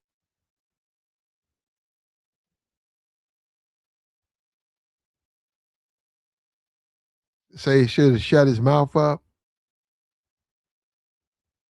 He chose not to do that, man. Like the stream, man. We turn in the corner. It's Friday. We turn in the corner. Let me see. Friday in America. What we looking at? We got what? What we got? Let me look at this calendar right here. Hold up. Oh, I just reminded myself. Oh, we got to talk about this. Right here. Boom. I went to hit my date and my notifications popped up and Adrian Browner was right there. Adrian Browner. Now, you know they got this Twitch stream, right? You got Adrian Browner and a guy called Dean the Great, two brothers. And they're on Twitch. And Adrian does a lot of gaming on women, right? I'm very familiar with his style, not my style, his style. When I was young, I used to have a style like him. But as I become a man, that's not. I know that. I know the folly of that. He's got a bunch of kids and baby mamas, but clearly he doesn't want a relationship with them. So they do this Twitch stream, and in the stream, Adrian is real heavy-handed with the women. Now I'm gonna tell you what I see. I don't. He ain't gonna. And that's what I don't like about this stuff. You can't tell the truth. He's heavy-handed with the women. When you are in a place, nightclub, party, and when women walk by you, you grab at the women, you grab at their hands, you lean your shoulder into their shoulder, you get up under them, you get in their ears. That's heavy-handed. Now, let me say this. Some guys that works. How do you know it works? They don't get sexual harassment and sexual charges brought up against them. So whatever they're doing, it works. But this guy, and I looked at that dude. And I see the shave bumps. I see all of the issues that he has. And these women are filing suit now. They're gonna take that little Twitch money. They finna take it. Yeah, these women are not taking that. Now he made a statement. He says, this is Adrian, right? He's under the pretense that what he does is so wanted by They're married. Now, that's him in court with a lawyer paying out $830,000 for a sexual assault case. Now, that's a grown man that just paid some woman who said he grabbed her in a nightclub. He's paying $830,000, and he's also got to pay his lawyers. Now, that was 2019. Now, 2026, he's saying these are fake allegations, all cause people think I'm rich again and trying to get money from me. I will stop streaming today because none of this was going on when I was just down and out. Well, if you're going to stream and you're going to be heavy handed with women, expect lawsuits to pile up. Because to say this, you act like you don't know women. If they don't want you, you cannot be doing that to them. Now, they may go upstairs with a guy they just met. They're grown women. They can do what they want to do. They may meet your partner and go in the back with him and do A, B, C, and D. But that don't mean you can lay up on them, grab them, pull them. You can't do that, man. And I saw this happening. Now, he didn't. I have no idea I'm going to stop streaming. You probably need to stop streaming anyhow, brother. I would. I would stop streaming. I don't even understand Negroes because what makes this man think the women have to tolerate his disrespect? Where you getting that at? Look at you, bro. They don't want you. You can't force your. Just imagine that. And I'm saying I'm a man. But imagine you're a man and you go somewhere with your friends and family, and there's a woman who's not your type. Nothing about her, she ain't your type. And she's constantly forcing herself on you. And you saying, listen, I'm good. I'm not interested. Will you leave me alone? And next you know, she grabs you again, grabs you on your butt and draws you to her. Yeah, you don't want that. You don't want that. And that's what this guy was doing. And that's what this guy's going to find out the hard way. He's going to spend more money. He's going to spend more money trying to defend himself on his case. Man, you can't do no shit like that.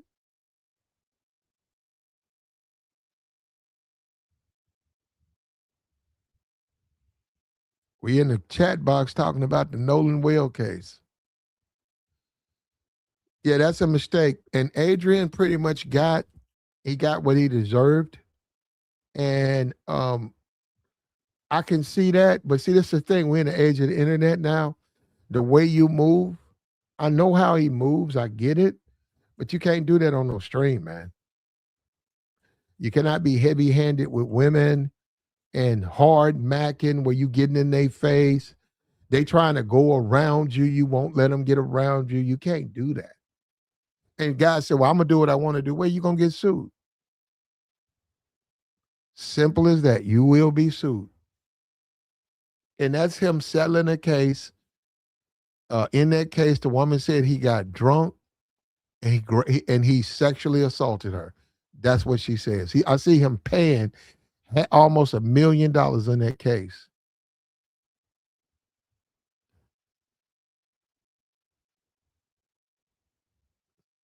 Like the stream, man.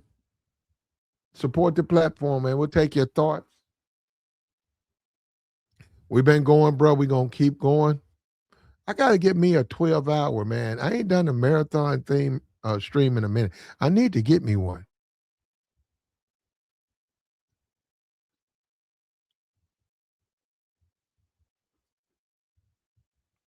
The bigger we get, man, the more they start hating, man. Niggas lying on me. No proof, just lies. They're just lies. You see what I'm saying? You say I need to do a 24-hour. We might have to do that, man. You can make that happen. Tiana Trump's father, you can make that happen. You would have to support the platform, though. We can do a 24-hour stream if you give me 100 Cash App an hour. You and your group get together and just say we're going to put 100 up an hour. I'll give you 24 hours. But we got to support the platform. You ain't willing to support the platform, we can't do it. I got bills just like you, man. I live in the real world. This guy, and I would tell you guys, hey man, do what you got to do, man. You need to, if you didn't get your feel of women when you were 15, 16, or whatever, when you was a young man, I'm talking about friendship, platonic, you know what I mean? If you didn't have a girlfriend, I mean a platonic, 15, you and your girlfriend, y'all just go out to the skating ring, you get picked up by your parents, y'all talk on the phone.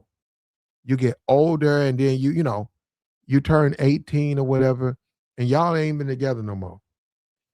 If you didn't experience that, don't wait till you get some money and try to recreate that. It don't work that way. And what I'm saying, this guy right here, this is weak macking. This weak macking. Anytime you trying to get to know women and you get brought up on charges, that in itself tells you your game is weak. Now he on there complaining. And that's what I'm saying. The people who like to see what you do, those are dudes, man. He don't understand. You cannot be like that with women. Kai Cenat did that. Did what? Kai told those women to do that to him. But he left the window open because he's doing, bro. You cannot do. You cannot. I can't go to St. Louis and walk up and down the street, go to the mall, and be laying into women. I can't do that. And then when they don't want to talk to me, I'm grabbing and pawing. I can't do that. Now that's what he does. That's his game. That's his game. That's been his game. He's the tricking and all of that, and that's his game. But see, the tricking gonna get you locked up. Niggas leave that part out. The tricking, that's gonna get you locked up. You're gonna be losing something with that.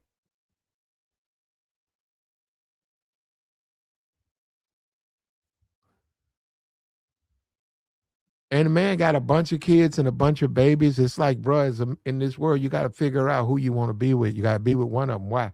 It'll keep you out of them clubs. It'll keep you out of this situation. But you still want to play games, man. You out there just laying up. I see you doing something with Krishan. No telling what she gonna say. No telling.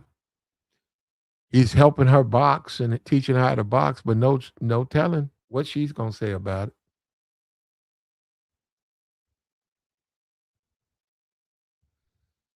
He says his wife is up making his coffee while he listens to Platt. There you go, man. Everybody should listen to me, man. Like the stream, brother. NFL training camps have started. Diego Pravia, actually a guy who I actually thought thinks a good quarterback. He needs to go to Frisco. I hope Frisco grabs him up. He's perfect for them.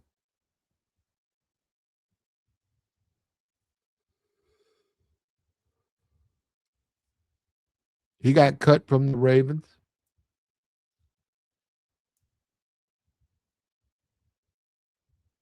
Like the stream, brother.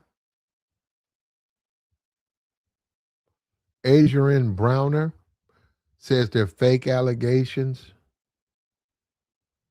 When they see you on these Twitch streams doing the most, they say they took a hopeless alcoholic, put half naked women around him, and hit record. He talking about Twitch.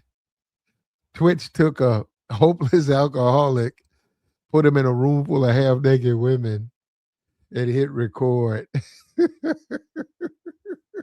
And now they're going to send him to jail. Yeah, it looks like. It looks like.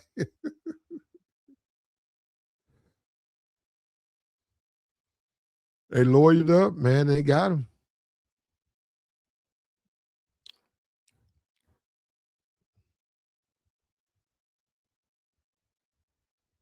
Guys just don't deal with the real world, man. When you bring these women into your mansion, you still can't. You can't touch them. You guys looking at some TV stuff. Guys who have a house full of women, and they have these fun parties, they're not going to be on no Twitch screen. And you guys don't understand that they're going to keep that stuff private. The women don't want their business out there. They're not going to jump on no Twitch stream. Yeah, those charges are pending.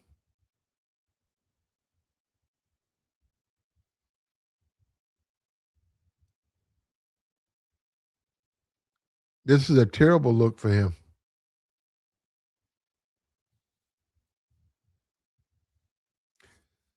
Well, this ain't even a black community. This is a Twitch stream. The black community needs to find out evidence and not listen to lies. Look, brother, let me tell you something. As a man, women are going to accuse you of stuff. That stuff has to be proven. People will lie. You got hating niggas, they'll lie. Bro, you got dudes out here, that's their baby mama. You could be smashing their baby mama. They baby mama, you can stop calling their baby mama because you don't want her no more. She could put out lies on you. Her baby daddy can claim that he being noble. He's coming after you. You didn't do nothing. People lie. But the people that you really had to deal with is the people who don't give you a chance to defend yourself. You really have to wonder what kind of people those are. Anybody can lie. But you got people out here who don't want you to defend yourself. Like the stream, man. Support the platform. Adrian Broner is going to be out more money.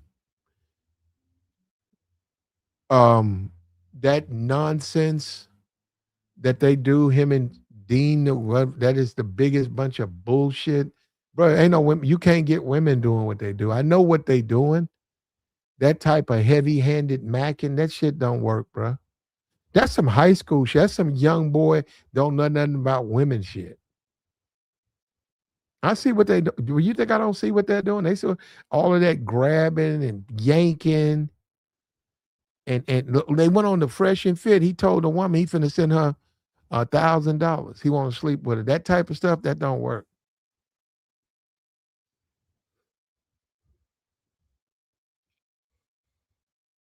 That type of aggressive, loud, that's the wrong way to go.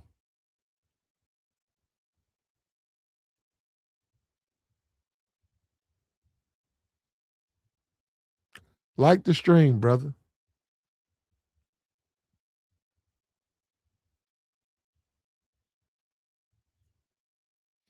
Hit the cash app. Support the platform, man.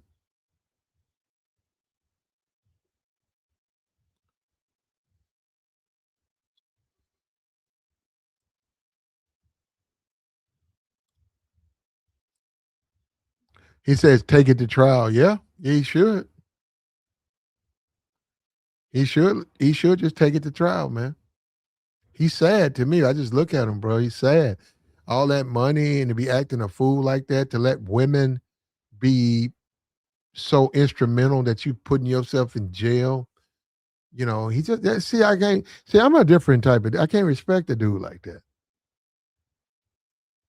I can't respect the dude that is so obsessed with women that he done went out and got 8 kids from 8 different women. He don't want none of the women. They don't want him, and he out here being heavy handed with women and talking about giving them money. I can't respect. Then he winds up in jail or in trouble. That's his fault.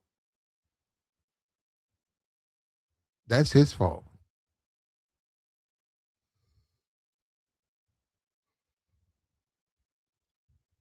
What's up with you, Jr.?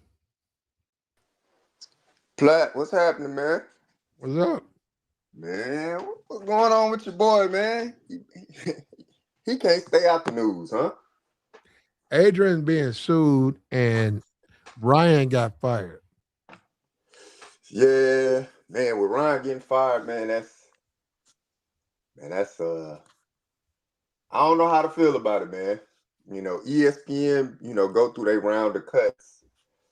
Seem like every 2 years they going through cuts, and But I felt like Ryan was bringing a lot to the show, man. But who knows, man? Who knows? It definitely don't look good in the Ryan Clark situation when trying to pay Pat McAfee upwards of like $60 million a year. But and you get fired. yeah, it definitely don't look right. But I mean, it was quite a few people that got fired, man. I'm a big baseball fan, man, and the dude, white guy, Carl Ravitch, man, he carried MLB, ESPN Okay. MLB, like MLB Today, like show, like NFL Live or MLB Live show. Man, he carried that show for years.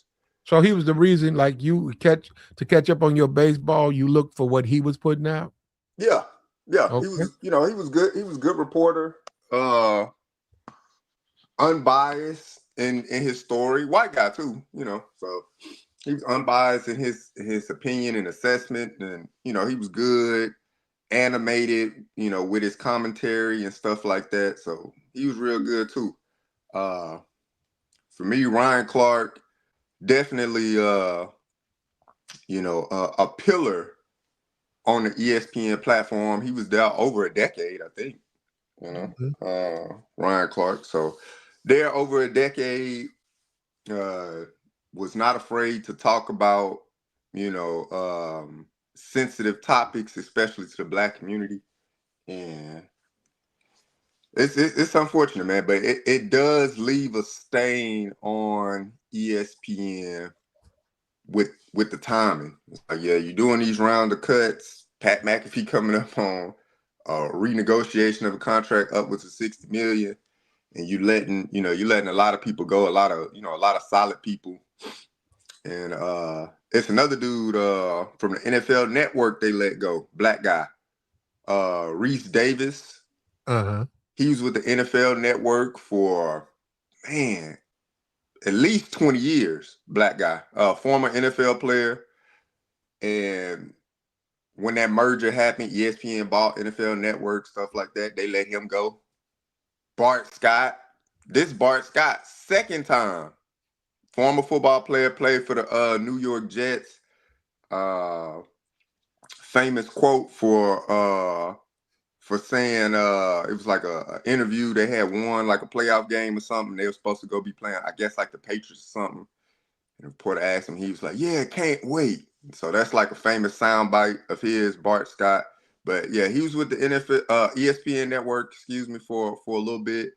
And this is second time getting fired.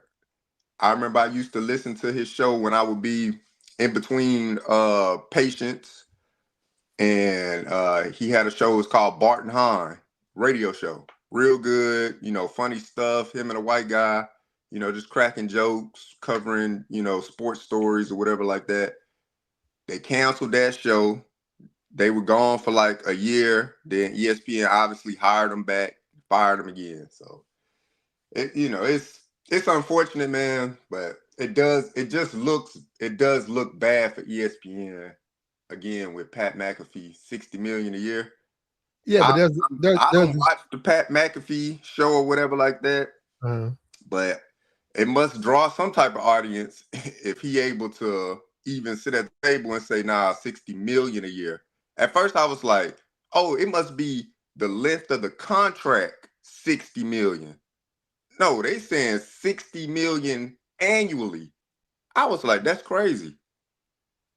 Like, you getting paid Dak Prescott money.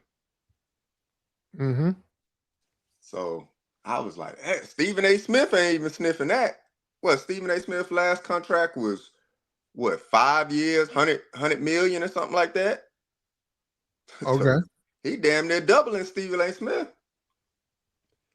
Man, that's the world we live in, man. I think he brought a black perspective to a space that didn't want it.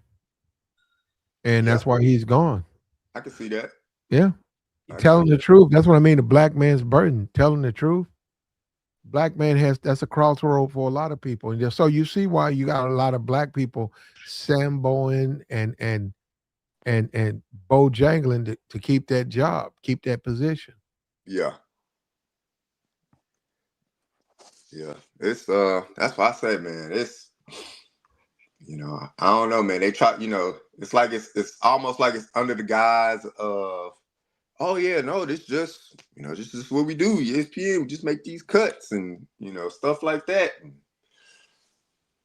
Man, but Marcus Spears still there, so hopefully Marcus Spears can, continue to carry the torch and be unapologetic and speak about cultural Black issues, when they come up, not shy away from it. But it make you think for sure. It definitely makes you think. Like man, what's going on? Yeah. Man. Maybe they'll hire Michael Irvin. That's what somebody in the chat said. I doubt it. Why not? Why not? They ain't bringing Mike back, man. Why not? He ain't coming back, man. He's a Black voice and he stands up for Black people. Nah, I don't see it happening, dog. Mike Irvin ain't coming back, dog. I don't know who they're gonna get, bro.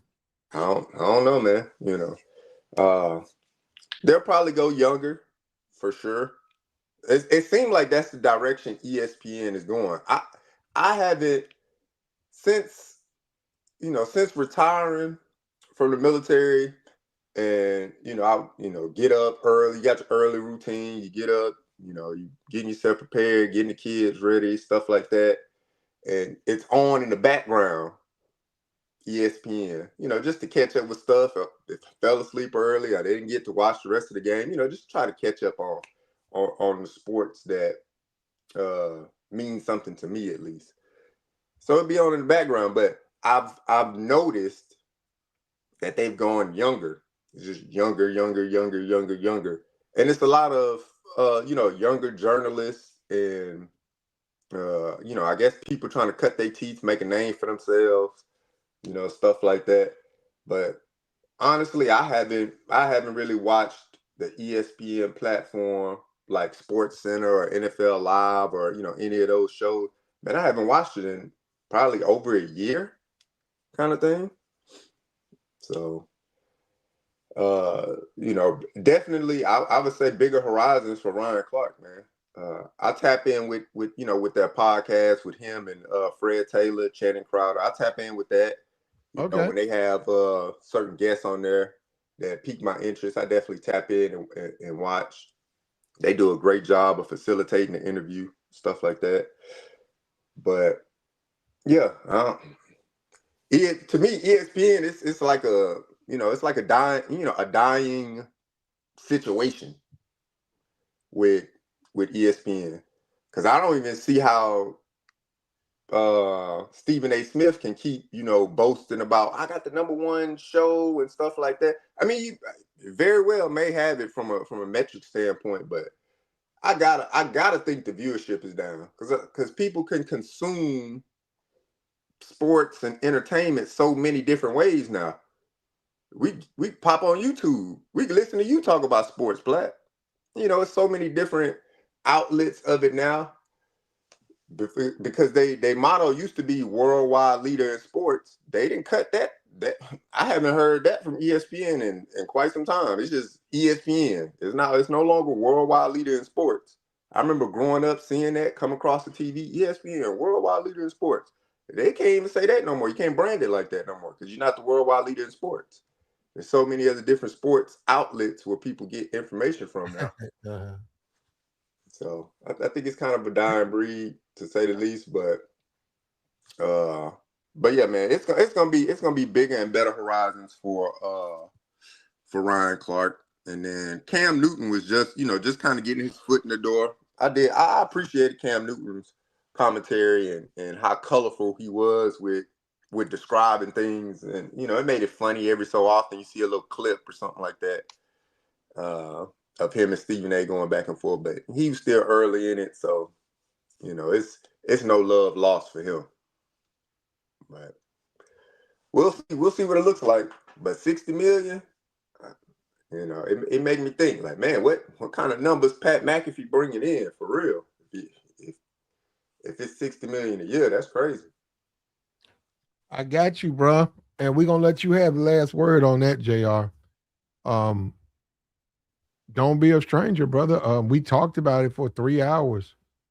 And I got to get into some stuff this morning, unfortunately. And I've been into a lot of stuff. Yeah. So I haven't been able to stream on a regular basis, but we're going to get back to it.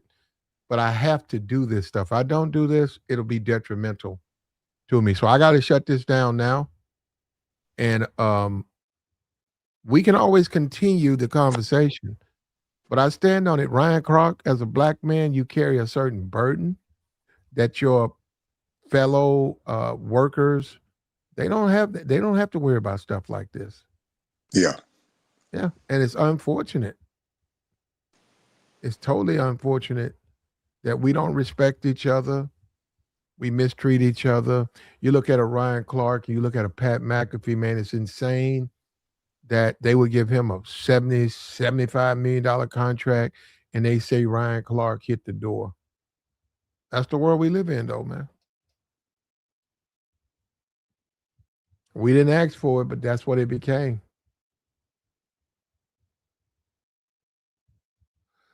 Like, share, support, man. We can go ahead and shut this down. Hit the Cash App, hit the Super Chat. Plat for Game. It's right there in front of you.